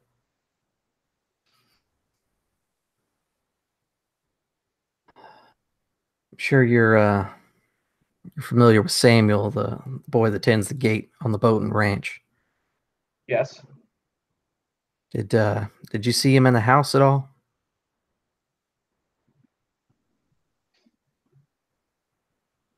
Now, let me hurry roll real quickly. If I recall correctly, Samuel had a meeting with him sometime after me. And he was... No, he was there. Yes, I do remember. He was speaking with Dennis inside of the kitchen about something. So, if I've got my order correct, he met with Ike, met with you. Samuel stopped him in the kitchen, and he was scheduled for a later appointment with Carson. Does that sound right? Yes, that does sound right. Virgil, where do you fit into this? When did you see him? I was the first one there that morning, Virgil says. Do you see Ike on the way out? Yes, I came in after me. Okay.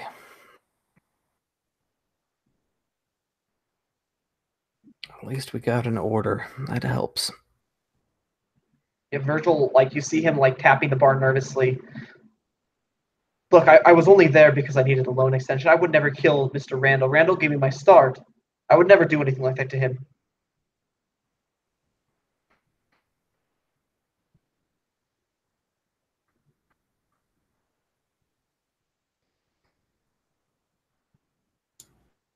Virgil, I'd like to believe you, but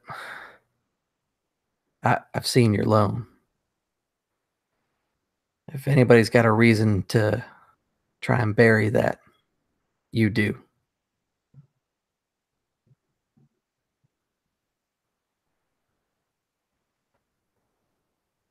Now, I've traded with you for a while, and I don't think that you're behind it. But wouldn't you say it's a bit convenient? You go for a loan extension. We have an attack on the city. And Randall falls dead.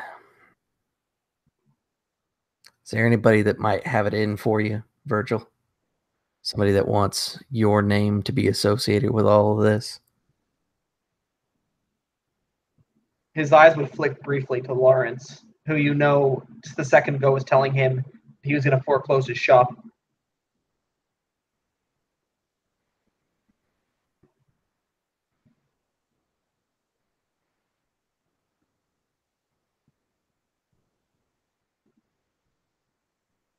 How about you, Lawrence? Anybody that you can think of? You're looking to soak up some Bouton lands. They don't typically sell, and they don't typically take it kind. Would anybody be trying to frame you? There are plenty of individuals who don't like bankers. It just comes with the occupation. Well, I can agree with that sentiment. I at least know who will try to put a bullet in me, and I'm sure you know who would try to do the same to you. Anybody in particular? Well, the trading company can't get a foothold in this city without having me on their side. I'm the next largest property holder in the city after the Boutons.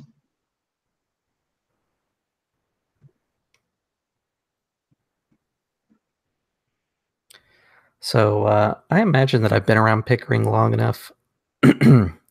Is he left-handed? Pickering? Yes, he is left-handed.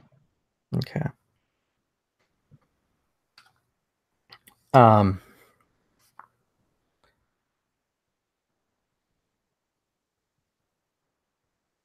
Yeah, the Hiram kind of gets up out of the chair and he walks over to Pickering, and he gets like real close and just stares at him like eye to eye. It's mostly for intimidation, but I want to check to see if his eyes are green, because I don't think it's ever occurred to Hiram to pay attention to that. Yeah, you get in real close, staring him down. You would be more intimidating if you weren't hunched over in pain. Yeah. But he looks back at you, looking you in the eyes, and his eyes are green. You can't tell if they're the same shade, but they're green. Okay.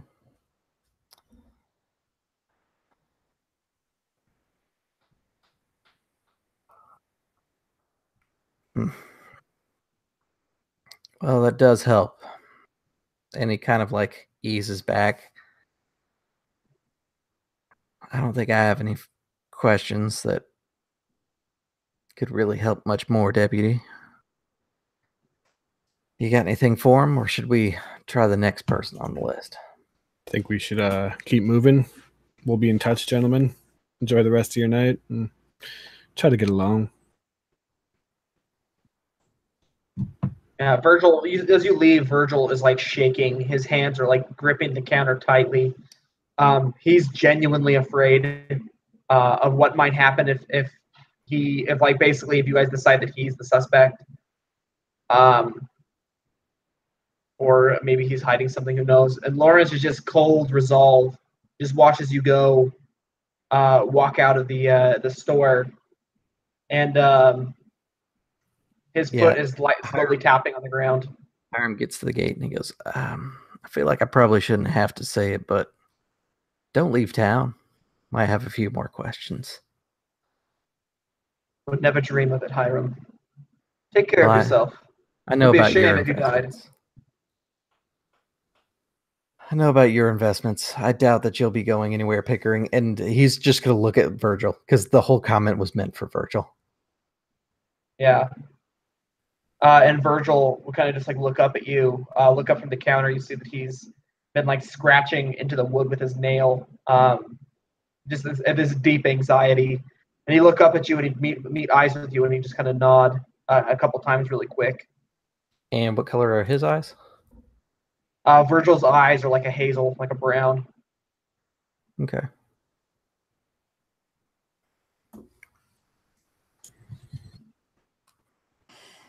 So, moving on then, if we've kind of established the list of people that he met with, wouldn't that mean by my understanding that Carson was the last person? So, Yep. Carson was Yeah, the that last all person he checks met out. with. so then if he was alive before all the other people or was alive when the other people were talking to him, maybe we should start with Carson then. I might have forgotten to mention this also, but Eliza also, we'll just retcon this, but Eliza also told you that her father, after Carson left, Carson came out and said that her father requested to be left alone for a while so he could nap. So there was a period of time there where technically nobody was seeing him. Mm-hmm. Right. So I would look to Hiram and Wesley and just say, I don't know, what feels like we're missing something. No, sir, I'm missing a lot of stuff.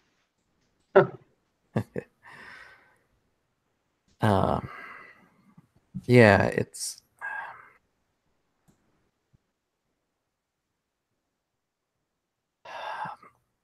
I didn't want to say anything inside the house, but now I'm especially concerned. Pickering, of course, isn't just a banker, as you know. That land probably means more than just extra money in his pockets. You remember Martin Gull, right? Or Marvin Gull, right? I would nod my head, yeah. Well, before the fire took him, there was a silver mark on his back, kind of similar to what the Sioux used when they tattoo themselves, but more intricate. The silver we found on Mr. Bouton's desk, that star steel, it's the same color. I don't know if it's related, but it is something to know.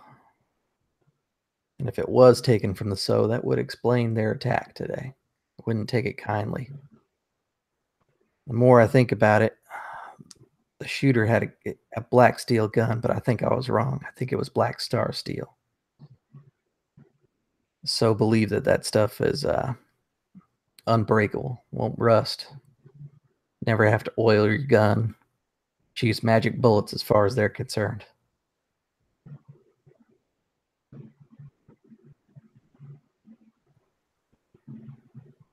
That gun will be a pretty easy find. Whoever owns something that expensive is going to want to show it off regularly.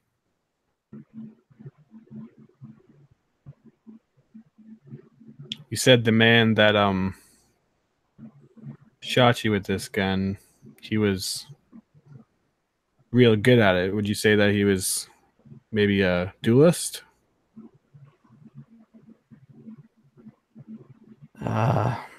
Maybe. Probably more likely a soldier, somebody who's been in more than just a fight. It wasn't really a duel. It wasn't. I came up behind him and caught him unaware. My shot didn't put him down. He turned around and opened fire on me. 3 rounds.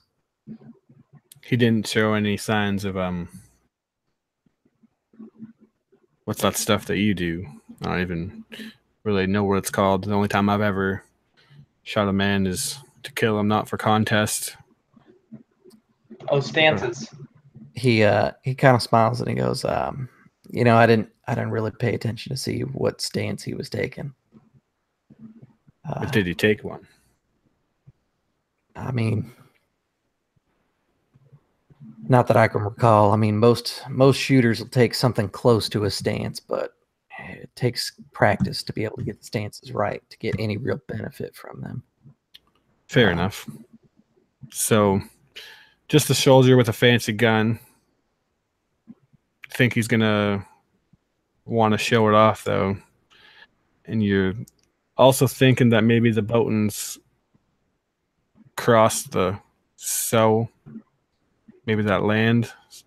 I'm just trying to figure, Hiram, where you're going with all this. It seems like you have something in your mind. No, just pieces right now. I was hoping maybe if I shared them that you might be able to piece it together a little bit faster than me. You would think being a deputy I'd be really good at that, but maybe it's because I'm newer around here that I don't understand all the intricacies that Crow's Gulch apparently has. Yeah, there are a few.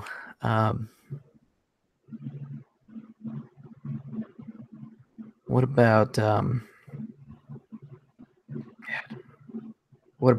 the Owen Water Trading Company? I mean, it seems like a pretty reasonable idea that they would want the Boutons dead. It's very convenient for them that this would happen. Less pressure, less family members to resist their offers.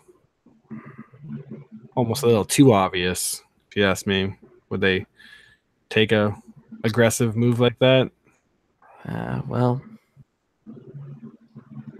to be fair,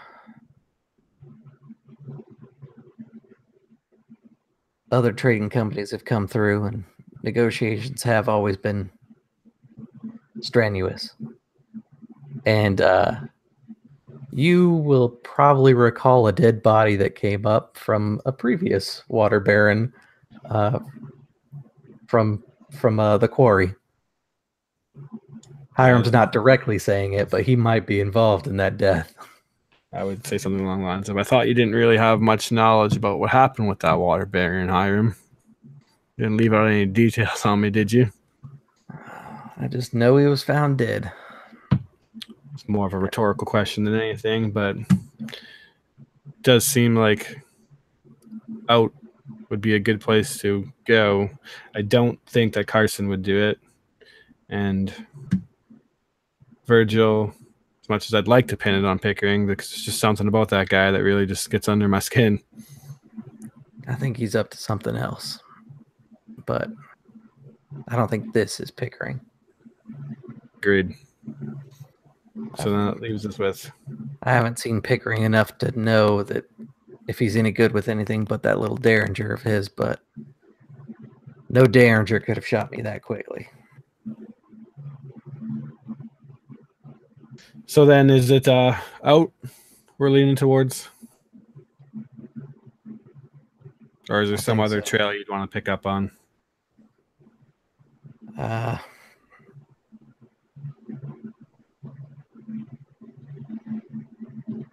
No, I think out's our better bet. Samuel the Gate Guard is probably who we should talk to after that if it doesn't pan out. All right. What about you, Wesley?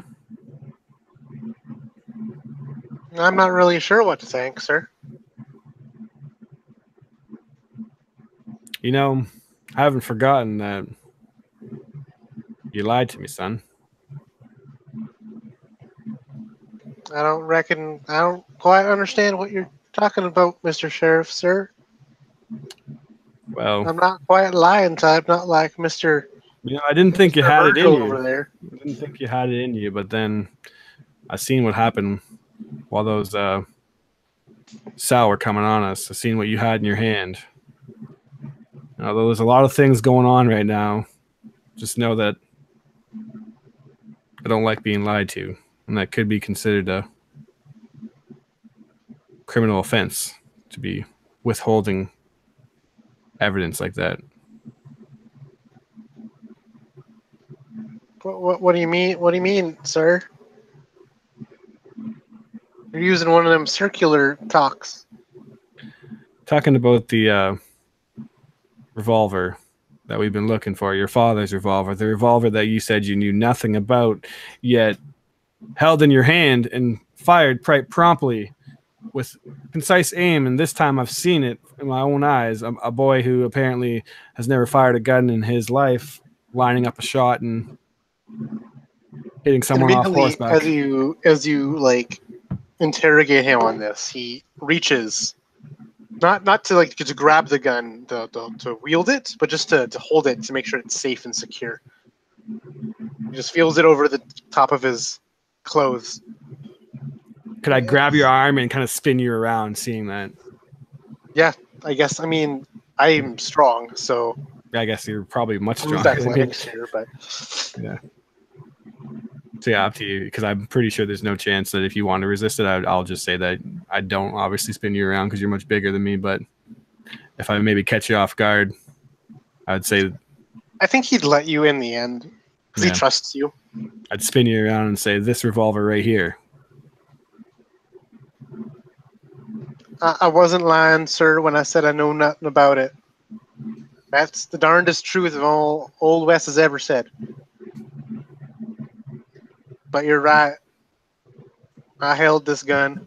I've shot it once, twice, 4 times now.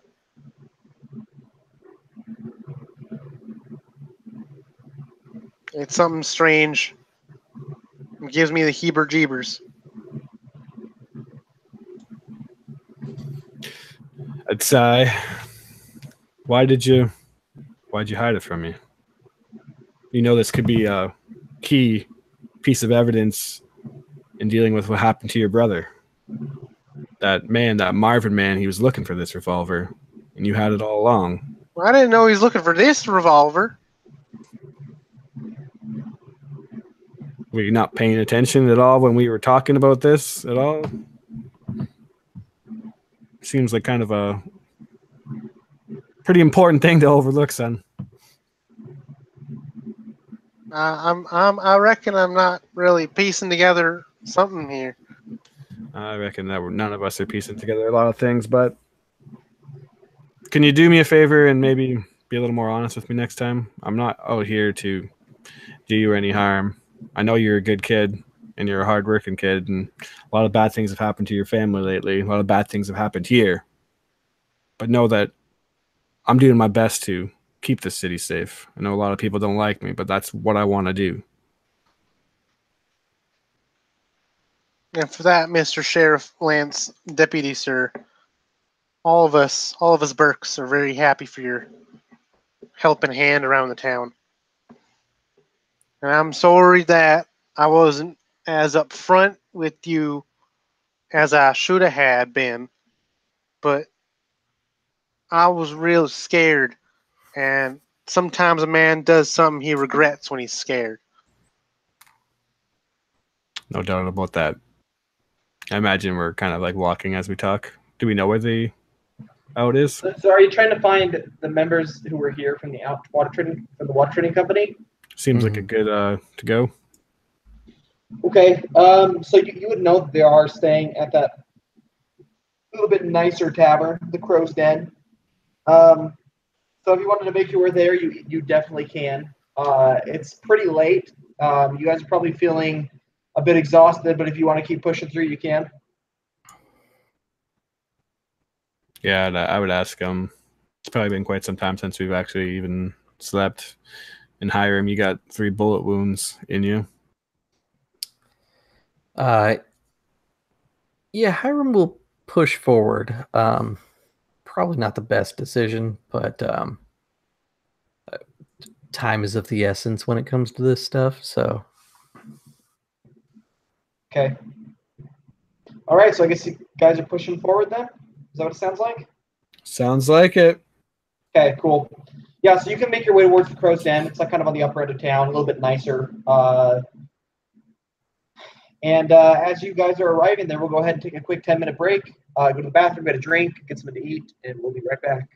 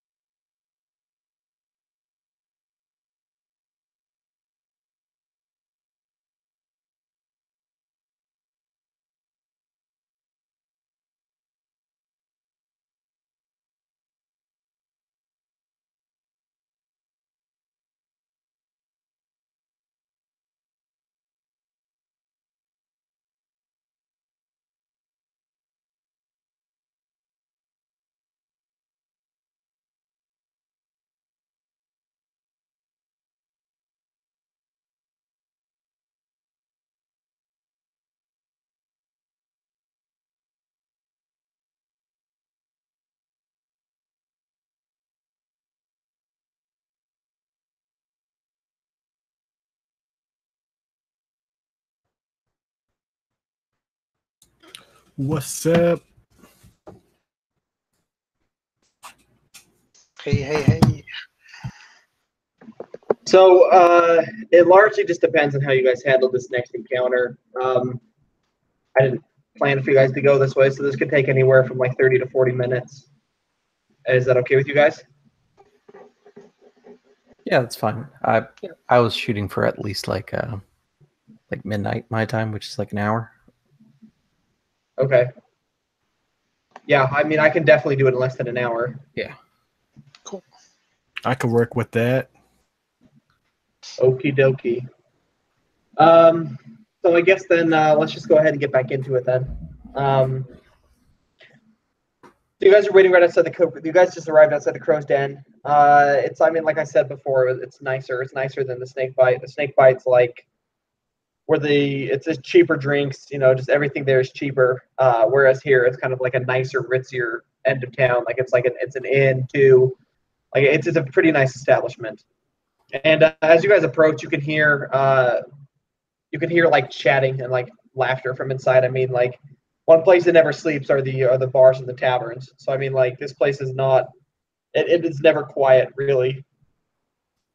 You can hear a piano playing inside. You can hear shouts of laughter. You can hear the clink of drinks.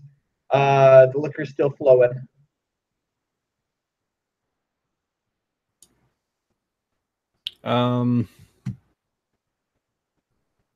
I would ask Hiram and Wes if they want to take the lead. As usually when I walk into a tavern, everyone kind of notices.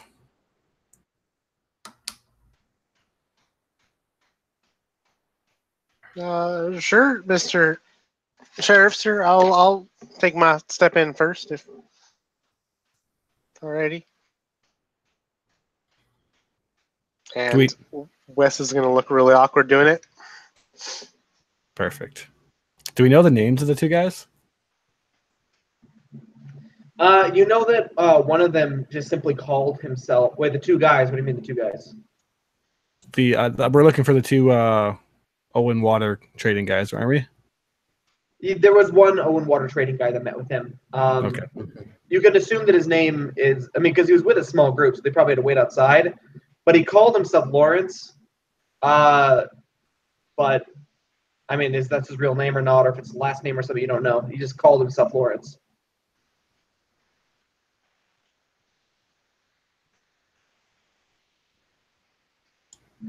So Wesley's going in first then? Nope.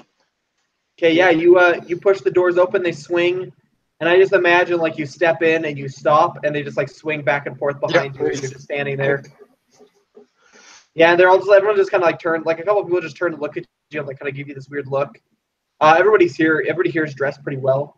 This is kind of like when like nicer like stagecoaches and stuff are passing through. This is the place where all those people stay. Like it's a nicer, better high-end place. You see the floor is clean of, like the various foods or like liquor that might spill off the table. Everything is very polished. The people are playing cards with like really nice decks of cards. Like everything here is just nice. Everybody's wearing like waistcoats and like bow ties and stuff. Like everybody's just dressed really well too. So they all kind of like look up at you. You're kind of in your like farmer's clothing, and they all kind of like look at you and like look at each other, and then they look back at you and they just like shake their head and look back down at their cards or at their drinks or to their company. The bouncer at the door kind of just looks at you. I think you're in the wrong place, boy. I reckon I'm not, sir. And I just like extend my hand for a handshake.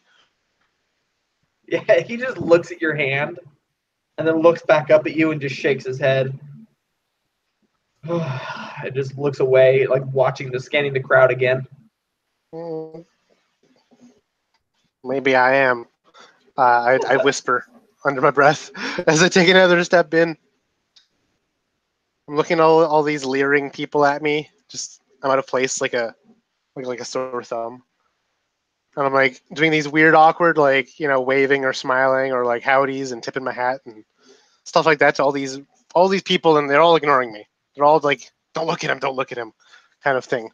Yeah, they're like if you don't look at him, maybe he'll just go away.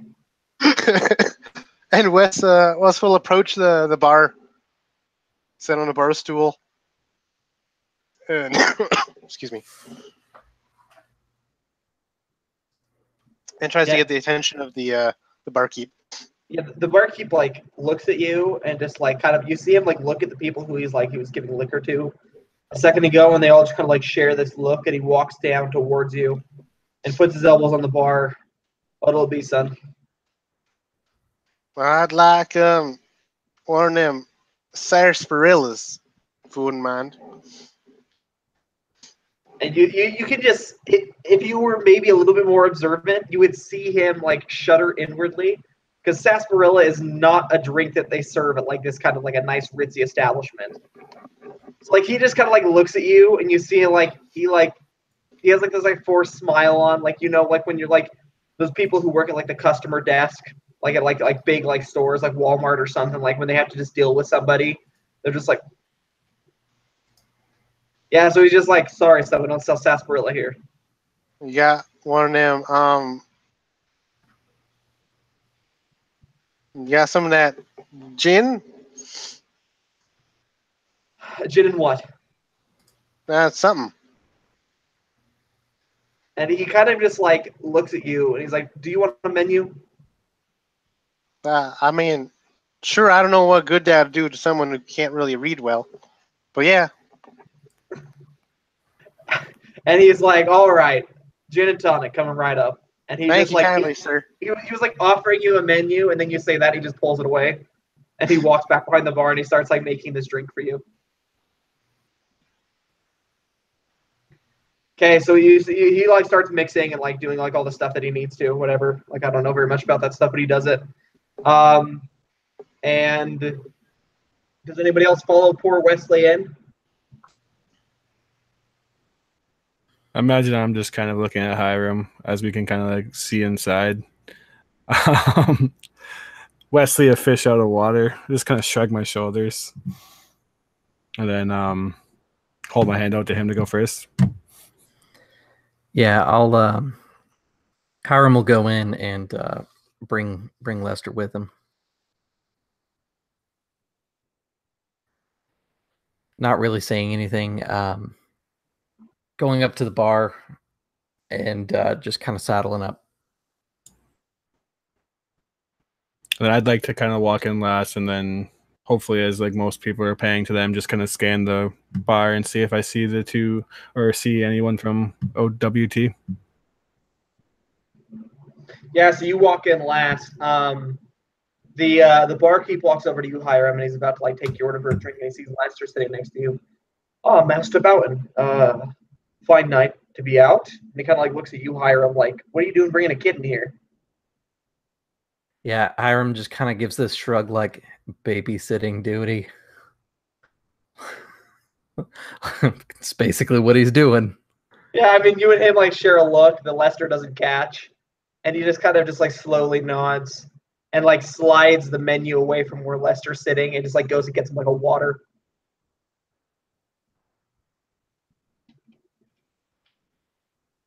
Yeah, and Hiram will turn away from the bar, kind of scanning the room to see if he can find the out representatives as well.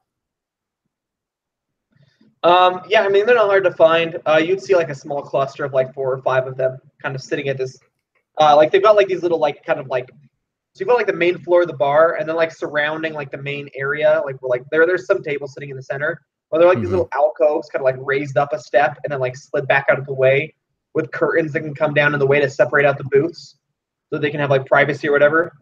You'd see one that has like 5 of these out members sitting around this table in this little booth. The curtain, one side's down and across, the other one's open. So they're kind of like getting privacy, but at the same time, like they're still kind of like there, you can see them.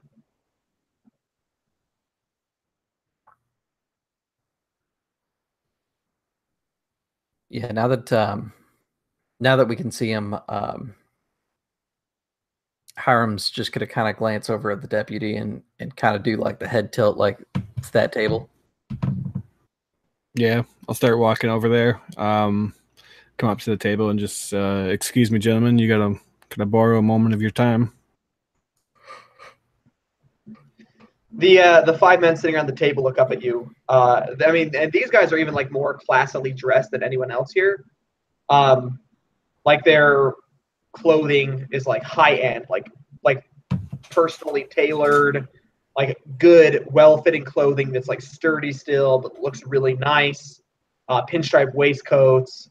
They're wearing like bowler caps and stuff. Like they all look up at you as you approach the table, and you see several of them like start muttering to each other, and they share some sort of a comment. They all start laughing. It's an awfully nice suit you're wearing. Whoever I can make eye contact with. Yeah, the one you make eye contact with, you're like, oh, that's a nice suit. And he says, more than you'll ever be able to afford, my friend. No doubt about that. Y'all from OWT, right? The Owen Water Trading Company? And they all kind of like look at each other and look back at you. Yes. And is there a specific reason why you're talking to us right now, Deputy? Is there something we can help you with? Just got a couple questions. You lot were the ones that were having that shout out with Marcellus Bouton, right? So are you standing up inside the alcove, or you're staying on the floor outside of it, right? I'll approach in and stand kind of above them. Yeah, so you step up. Yep. And like off to your left, you hear somebody say, yes, we did have a disagreement with the Boutons today. And you turn to look at him, and it was that young man, Lawrence, the one who was yelling with Marcellus, having a shouting match out by the Oasis earlier this morning. Lawrence, isn't it? Yes, it is, Deputy. And how may we help you? Well, you see, there's a bit of a issue up at the Bouton residence. Randall Bouton and Marcellus have turned up dead tonight. One shot in the back of the head, and the other. Roll me insight. All right. Come on, something above a 4. Nope. 2 plus my modifier for a whopping 4. You missed something, but his face doesn't change as he looks at you.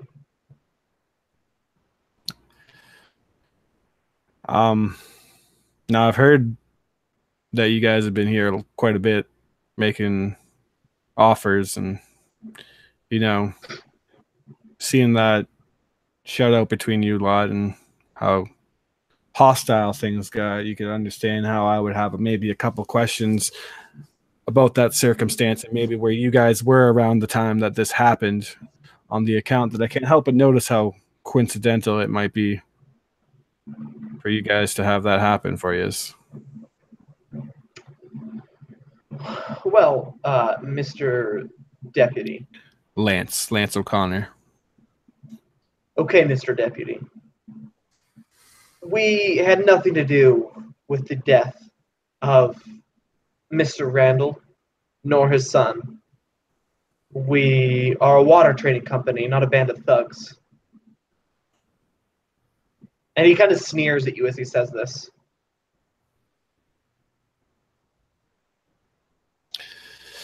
Well, that might be the case, but nonetheless, I'd still like to ask a couple questions. Do you mind if I maybe buy you gentlemen a drink? And, I can't help but notice you being maybe a little discomforted by my presence here, and I don't want to cause any trouble, but maybe a drink will alleviate some of this tension. We're not discomforted, dear Deputy. We just simply have a particular taste in company, which you don't necessarily fill. But sure, you can buy us around. Perfect. Yeah, I find that my company isn't preferred by many these days, but I don't take no offense to that. And then I would kind of wave over to the bartender, just get whatever they're drinking. It's probably gonna suck because I'm not very rich. No, yeah, he brings over these. You've never seen. What is it? What fancy drink are these guys drinking? Probably a nice scotch. Yeah, so he brings over these glasses filled with just like this super, super high end scotch, like, and this is gonna hurt your wallet, like, bad. And he sets these drinks down, and he slides one into your hand, and a couple of the out water trading company guys, like they slide over to make a place for you to sit down. I'm watching to see if any of them grab it with their left hand. Okay, as you're watching, kind of like staring at these at all these people, they all reach out with their right hand to grab their drinks. That was an expensive check of the hand. Mm-hmm. Perfect. So I would ask them like where they were. Well, we were here, my dear deputy. All night Playing long. cards, drinking, watching the beautiful fire in the distance. Truly a shame, though. It is going to be hard times for this town. Those crops burning out like that. There's not a hint of remorse in his voice. Yeah, I'd notice that and say, I can tell that it's troubling you. Hey, you're going to be able to sleep at night knowing this. Oh, I'll try. It'll be difficult, though. I don't really like his attitude, so I'm going to say that I'm probably going to need more of a bit of an alibi than you lot since you're not from around here. And do you have anyone to back you up saying that this is where you were all day long? Or I might have barkeeper. Might have to take you in. And then Our dear barkeeper can tell you that we were here pretty much all day. Perfect. After a little confrontation with Marcellus. Perfect. I'll go talk to the barkeeper because low-key I need to go talk to Hiram. Yeah. As you kind of stand up to leave, you start walking away. Roll me a perception check. Yeah. I'm going to tell you that I haven't rolled above a 10 in quite some time, and I'm not going to do it right now. 9 again. Okay. You don't hear the comment that's made, but all of them start laughing again. Loud, raucous laughter. Yeah, I'd walk over to the barkeep and just ask the bartender were these lot back there, the ones really enjoying themselves on that nice scotch that I bought them, were they here all day long? As far as I'm aware, I don't think that group ever left the table. I mean, there are a couple of other ones that were up in their rooms, but... And then more importantly, I'd look over to Hiram and just say that these guys are eating me alive out there. I don't have any leads on them. Is there anything that anything you got? Yeah, I'm mute. I just realized that. I'm not close enough to see their eyes. None of them are left-handed. I made sure of that. Well, they grabbed a drink. Yeah, it's true. So a little eye check and anything else? They say that they were sitting there all day. Seems like another dead end. Not necessarily. Bartenders get paid for their company and sometimes can get paid for other things as well. And he just kind of says that, like glancing over at the bartender.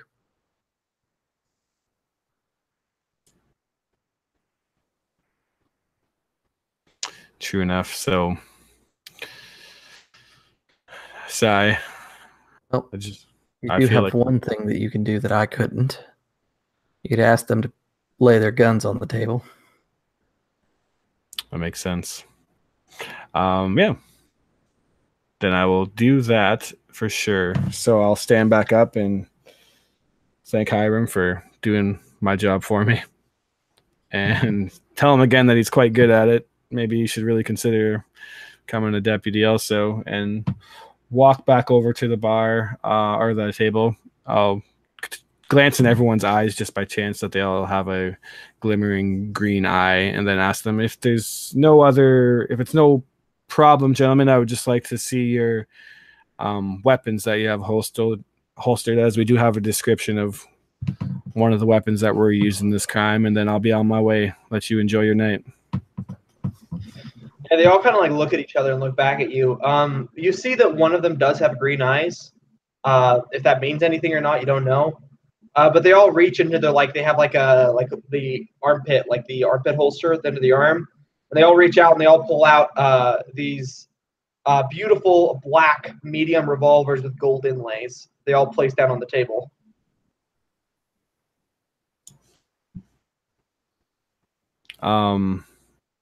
Is that not our descriptor?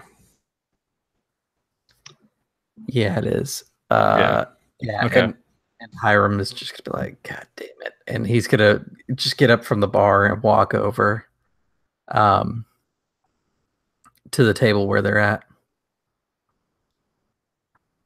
Okay.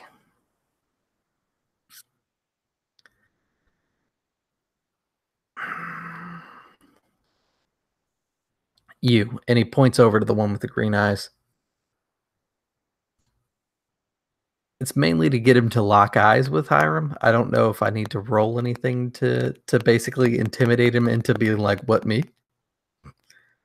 No, I mean, he would look up at you and surprise as you just show up out of nowhere. Because, I mean, he can't see you from behind the curtain. Because the curtain's still kind of halfway across. So, you just suddenly show up and shout you at him, and he kind of look at you like, what?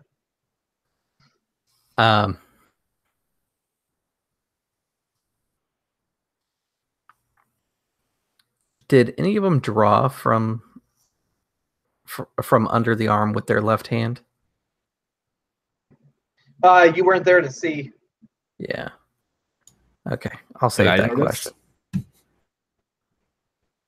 Because he did tell me that. Yeah, because he did say that they could easily just grab their drinks with their right hand. So I imagine that. Yeah, no, I mean they all have the the arms under the armpit holster. They've all got the black and gold gun. And I mean, they all practically draw the same way, and they're all just kind of looking at you and expectantly, what's the deal?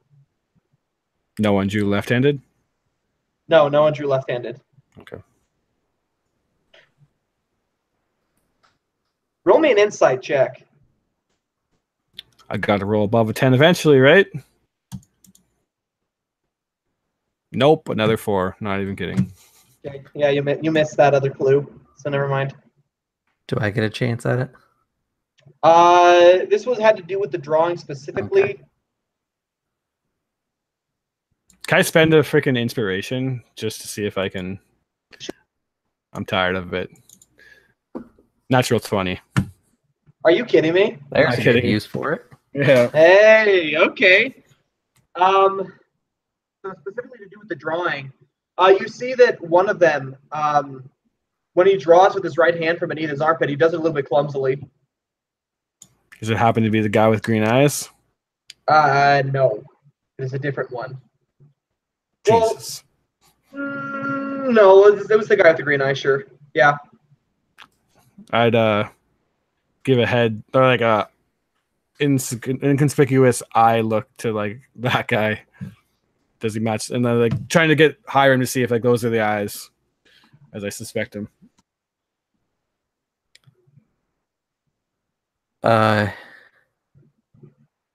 Yeah. Is there a way for me to be able to tell? I know when I looked at Pickering, it was close, but I couldn't quite determine if it was the right shade or not. Yeah, so you look at this guy's eyes, and you're kind of staring at him for a second, trying to you shout at him hey, and he looks at you. His eyes are like a lightish green, kind of tinged with a hazel. It's almost like an almond mixed with a green in a way. Does that make sense? So it's a little bit tanner than it is green. So not quite the same. You know for sure that his eyes aren't the same.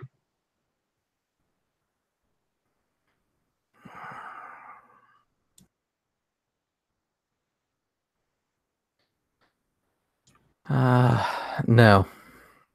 So I would at that point ask, how many of you Owen guys are out here right now? Just you 5 or? No, there are 8 of us. They came with the caravan. Is there some reason why you asked to see our guns? I already told you that. We have a descript of the weapon that was used in one of these crimes. Well, all right, very well. I'm guessing this, since you're not hauling one of us away, our gun doesn't match the description. I wouldn't make too many assumptions there, Mr. Lawrence. I'd like to know where your other 3 men are. One of them's a bit sick. He stayed in his room all day. The other 2 are upstairs somewhere. I think they retired early. Perfect. I think I might go make sure they're feeling all right. You lot don't get too far. And you just kind of nod, and they'd all like pick up their guns and like holster them again. Unless Hiram wants to ask him anything else, I'd kind of like pull him away. No, he lingers for a minute, but he doesn't say anything. And then when we're alone, I'd be like, does those look like the guns? Because they sound like they look like the guns. Yeah, it's the same kind of gun, but it wasn't them. So then maybe one of the 3 upstairs. And I imagine, can we like start walking upstairs? Yeah, you can start heading upstairs. They won't stop you. I'd ask the bartender first, like what room is the OWT guys in, and pull Wesley to come with me. I believe that they have the entire 3rd floor to themselves. Perfect. Should be easy to find them then. Wes is a little more than just a little intoxicated from his gin and tonic. God damn it. I love it. Lester's like eyeing your like half drink, like what's like left of your drink as you kind of get up to follow him. Hiram, you'd see him start to reach for it. And Hiram just goes, "All right, Lester, come on." There's like this disappointed like frown on his face as he kind of like almost got his chance to try alcohol for the first time, basically. All right, start heading upstairs. Counting the allies that I have with me. 1 full with 3 bullet holes, a drunk, and a 14-year-old kid. Let's do it. He's a pretty good shot, at least. Yeah, he's a good shot. So All right. I'd like kind of like undo the strap on my revolver just in case. Feeling a bit antsy now. I have to be getting somewhere. All this work all night has to pay off. And then as I make my way up to the 3rd floor with my friends. making my way upstairs, walking fast. Hope we don't get shot last. Okay, yeah, you guys make your way up to the 3rd floor. Minus inspiration. You can hear loud snoring coming from one of the doors, and like all the rest of them are closed, so you don't know who's in which door besides the snoring one. Perfect. Start with the snoring. Why not? We know he's there. Yeah. Okay. Creep my way in. Not even knocking. Just gonna kind of quietly open the door and slip in. You're just tiptoeing in.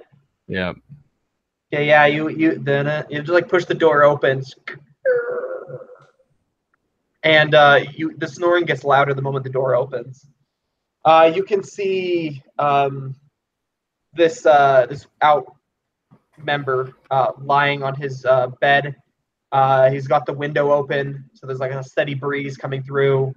He's lying on his side on his cot. His hat and his waistcoat and everything kind of like discarded on the dresser by his side. And you can see his holstered pistol sitting there too. So like from my understanding, then I thought the pistol that was used was more unique, but it seems like all these guys are basically like there's no way to determine any difference between the one that was used on Hiram roll me a history check to see if you know a little bit of like culture about out. All right. I'd probably talk to Hiram about it too, as I'm now making this discovery. If I can maybe get a roll. Hiram get advantage. It is made of star steel as well. Okay. So yeah, my rolls tonight are apparently just going to be abysmal for the rest of the game. So I just know that then. Well, I mean, you can take advantage because basically you're discussing it with him for help. Yeah, I rolled a 2 and a 9. Oh, that's good. Okay, yeah, you don't know jack about out water trading ethics and culture and stuff. The best deputy ever. So yeah, what a well-educated dude. I would just get Hiram in as he as like went toe to toe with the guy, maybe he'll be able to pick up something off of him. I didn't see the assassin, so.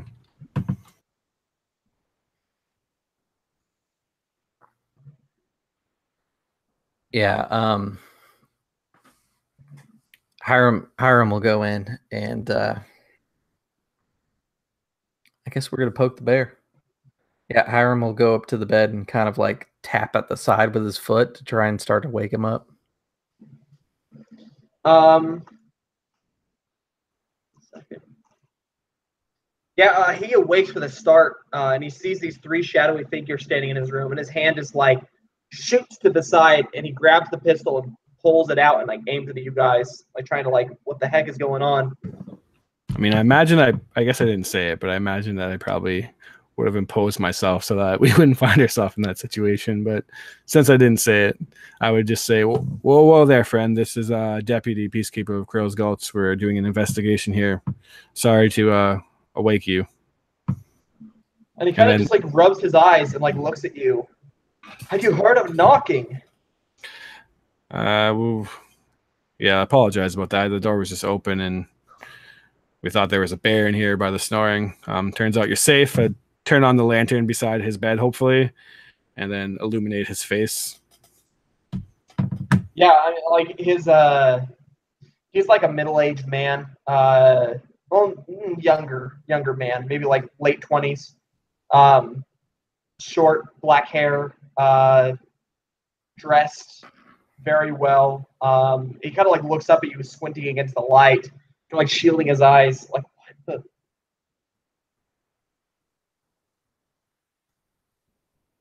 His eyes are not green. Before you ask. Okay. Well, looks like you're good, sir. You enjoy the rest of your night. And he just kind of like looks at you guys and like he doesn't understand what's happening. Me neither.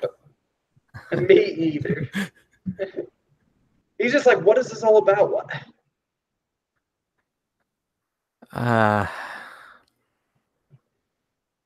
Don't worry about it. Just go back to rest. You're not the person we were looking for. And he kind of just like frowns and like puts the pistol back in the holster and like looks at Lester, who's like standing in the doorway, just this 14-year-old kid, and like looks back at the rest of you and just like shakes his head and like stands up, like walks you guys out and shuts the door, and you hear the distinct turn of the lock. I just look and I'm like, man, I feel like what are we doing here? I feel like an asshole. I guess that was my choice, but in hindsight, I feel real stupid now. I just thought we were onto something. Yeah, well,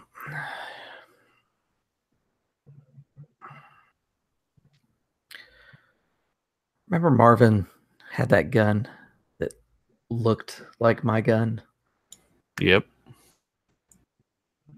Well, what if, God, I hate even saying this, what if there's someone out there who can manufacture some really good fake guns? Whoever was behind Marvin might be behind this as well. These guns are just simple black steel and gold. The gun that shot at me, it was black star metal. It's got a little bit of shine to it. It's a little different. You'd be able to tell just looking at it. Gotcha. We should still check the other two just to be thorough, but I don't have any expectations it's going to go anywhere. All right. I would tell everyone to split up, pick a door, and look for a shiny, especially nice-looking black gun. And if you happen to make eye contact with a guy, green eyes is what we're looking for. Look to Wes, and I guess we probably don't want to split up Lester and Hiram, but if we each take a door, we'll probably clear out this hallway a little quicker. So, yeah. Gents, I failed to inform you that these guns are Star Steel. That's what I thought. And their guns are Star Steel too. Okay. Okay. It almost seems to be like a mark of membership. It seems to be like a mark of membership among the water trading company. Okay. Then yeah, we need to keep knocking down doors. All right. Maybe we should knock this time. I felt real stupid with that last one. And then, yeah, I guess I don't know how many doors are there for crying out I loud. mean, there are 8 on this floor, so I mean, Oh like my- there are 8 rooms, 8 Oh my people. goodness. All right. I mean, you could listen at each door to see if you hear movement on the other side. Yeah. I just start knocking. There's also one door open at the end of the hall. Yeah. Basically, peek at the open door, I guess, and then if there's not anything discernible there, kind of go through door by door, see if they're an Owen Water person, and if they match our descript. Just a really quick through, but I guess the open door first. Yeah, there's a guy sitting in there at a desk. He's writing in like some sort of like a leather journal or something. Evening, sir. Do you happen to be from the Out Company? He would like look up in surprise and immediately shut the journal like real fast.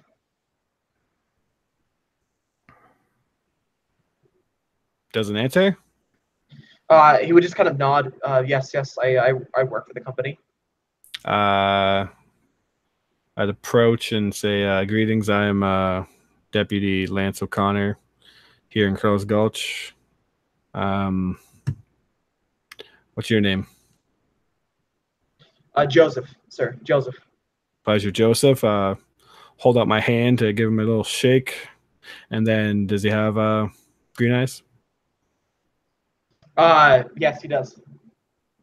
Striking green eyes, would you say? How many goddamn green-eyed people live in the city? I don't know. I mean, I guess green eyes are kind of like a rare genetic trait, aren't they? Mm-hmm.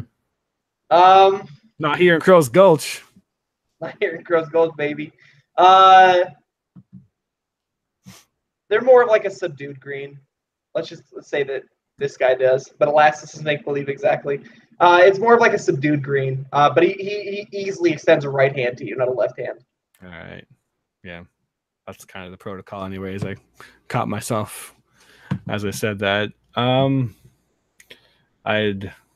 So I don't know what the eyes are, but I'm presuming that we're kind of just like at this point going door to door and like Hiram's making eye contact. And we're just with the most extravagant of investigation skills ever. That's our go-to method at this point. And if no one meets the descript, then don't really think we have anything else. He would like look at you and be like, "Can I help you with something? Like, what's going on?" Well, there's a couple murders in the town, and we have a very vague description of a weapon and the what the person might have looked like. So we're just going quickly and seeing if we can get to the bottom of this. Sorry to disturb you. Yeah, no problem at all. I've been here all day. Same with my colleagues, as far as I'm aware. That's the word on the tavern. You said that Randall and Marcellus are both dead? Yes, indeed. He kind of just like frowns.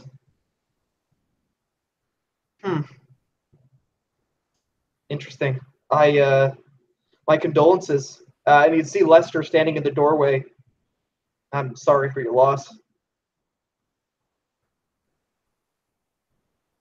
If I can help you with something, let me know. The water trading company might be self-serving, but we're not all, ungrateful pricks. Well, you all seem to have a very distinct weapon that you would think would be rather rare, but you all seem to be in possession of one. Oh, the revolver. Yeah, that's it's once you've proven once you passed your final test and you're made an executive, they give you one. It's like a mark of membership. And that's Star Steel, isn't it? Yeah, pretty rare. So but the company spends a lot of money on us. Would you say that only your company would be in possession of a weapon like that? Like you wouldn't just find someone on the street carrying one of those? I mean, the company buys up as much Star Steel as possible. I mean, I don't know why, but I mean, yeah, it's a pretty rare weapon, I'd say. I don't think it'd be impossible to get one, but pretty rare.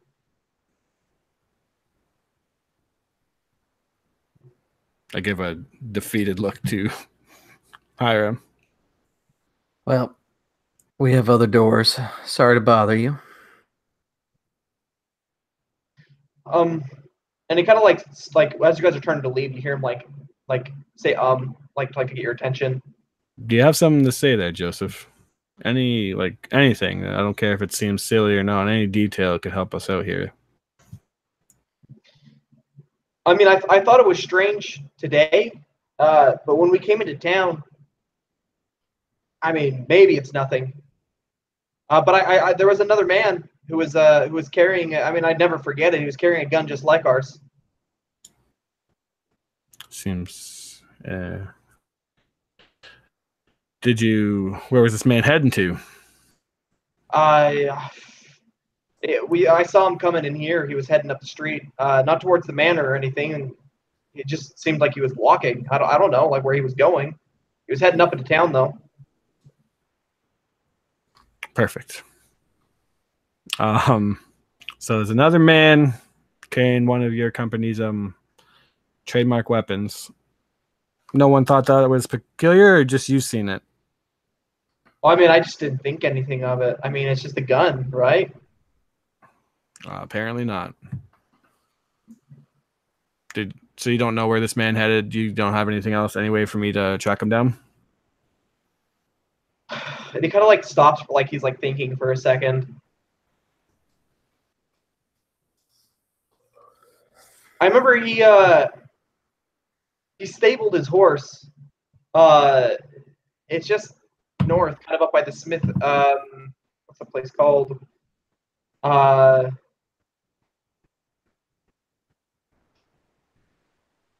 and Sons or something like that. The Black and Sons. And what did his horse look like? That actually seems like something that could help us. It was a. Tell me it was a real rare color, like green-eyed horse or something. That would be really useful. Green-eyed horse. It was a Palomino. Palomino. All right. Anything else you got for us? Let me see. What else would we think? Black and Sun. The man was taller, and he had a real weird-looking tattoo on his neck. What did that tattoo look like? I could only see the top of it, but it looked like a star. Kind of metallic, shiny. All right. Well, Joseph, it seems like you were actually a lot of help. You know if the man was a Providencer? Yeah. No, he looked like it for sure. Okay. By the way he walked, probably a Southerner. Hiram gives him this, like, what is that supposed to mean kind of look? It's just one of those weird stereotype type things where it's Yeah. like it doesn't mean anything, but like you like pick out these stupid things that don't mean anything about different places and people. Definitely a weird little bit of prejudice there.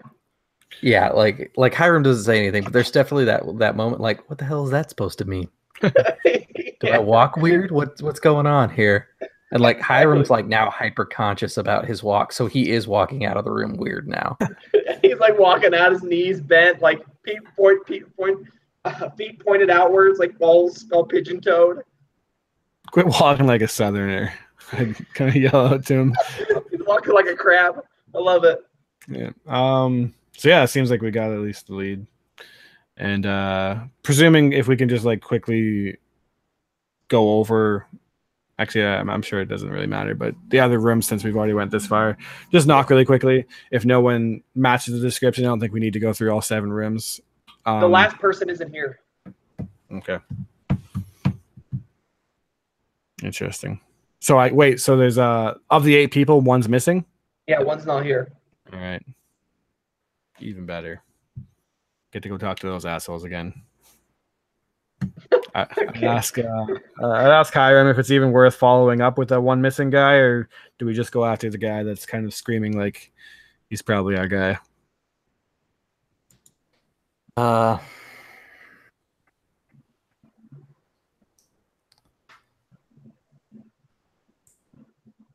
Oh man. You may make an insight check because I'm gonna make a bluff check because Hiram's got motives. You're so incredibly fine as long as you roll above a 10. This is actually Cool. insane. Yes, I did. I think we should go after the one with the star. Perfect. I completely and utterly trust you in that decision.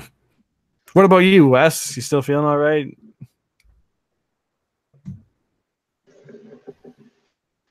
Yeah, Mr. Sheriff, sir, feeling howdy doody dandy. Oh God. All right. So yeah, I guess that's what we would do. Okay. So you guys going to the stable, or what are you guys doing? This might be a good point for us to break on, actually. And then Okay. pick up the investigation here next time. Okay. Sure. That works for me. I'm content with it. It seems like at least we got a lead from it. I feel like it's going to get real quick and ramp up on us. So when we go to investigate and push further on the person who has star tattoo on them. Yeah, last time we got with a star tattoo, it didn't go in my favor. So No, yeah. I remember you took like 2 bullets and went down. All right, cool. So we'll go ahead and end here then. Definitely more like an RP investigative session.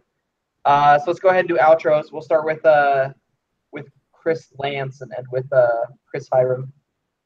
all right, what's up? Thanks for the game, Ty. It's me, the RP Ginger here. Check out my channel, see what I'm doing, or don't. It's all the same to me, but thank you for watching and thank you for running, and always fun to play with you guys. Cheers. Okay, Connor.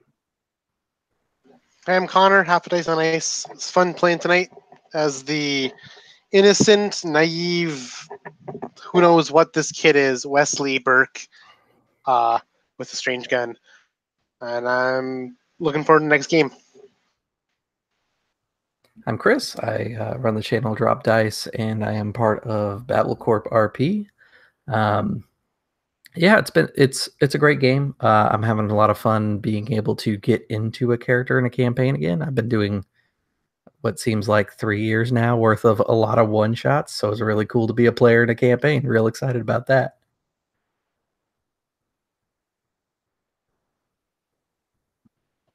And as always, if you're tuning into this game, it's on my channel, On a Roll. It's RL, like role play. You can see it below. I'm enjoying running this game. Providence is my baby setting. I'm loving playing in this Western game with these people. And as always, if you enjoyed the game, feel free to like and subscribe. There are a bunch more Providence games, not just a campaign, a bunch of one-shots too on my channel. And it's fun to see how the setting's developing and changing. Before it was just like high fantasy Western, and now it's becoming like super lore driven. So I'm liking that. It's a lot of like folklore, so that's cool. Anyways, thanks for tuning in. I hope you enjoyed it, and we'll see you guys. The next game is going to be on the 30th, I believe. Yeah, on the 30th. So feel free to tune in. And as always, I hope you find yourselves in your games on a roll.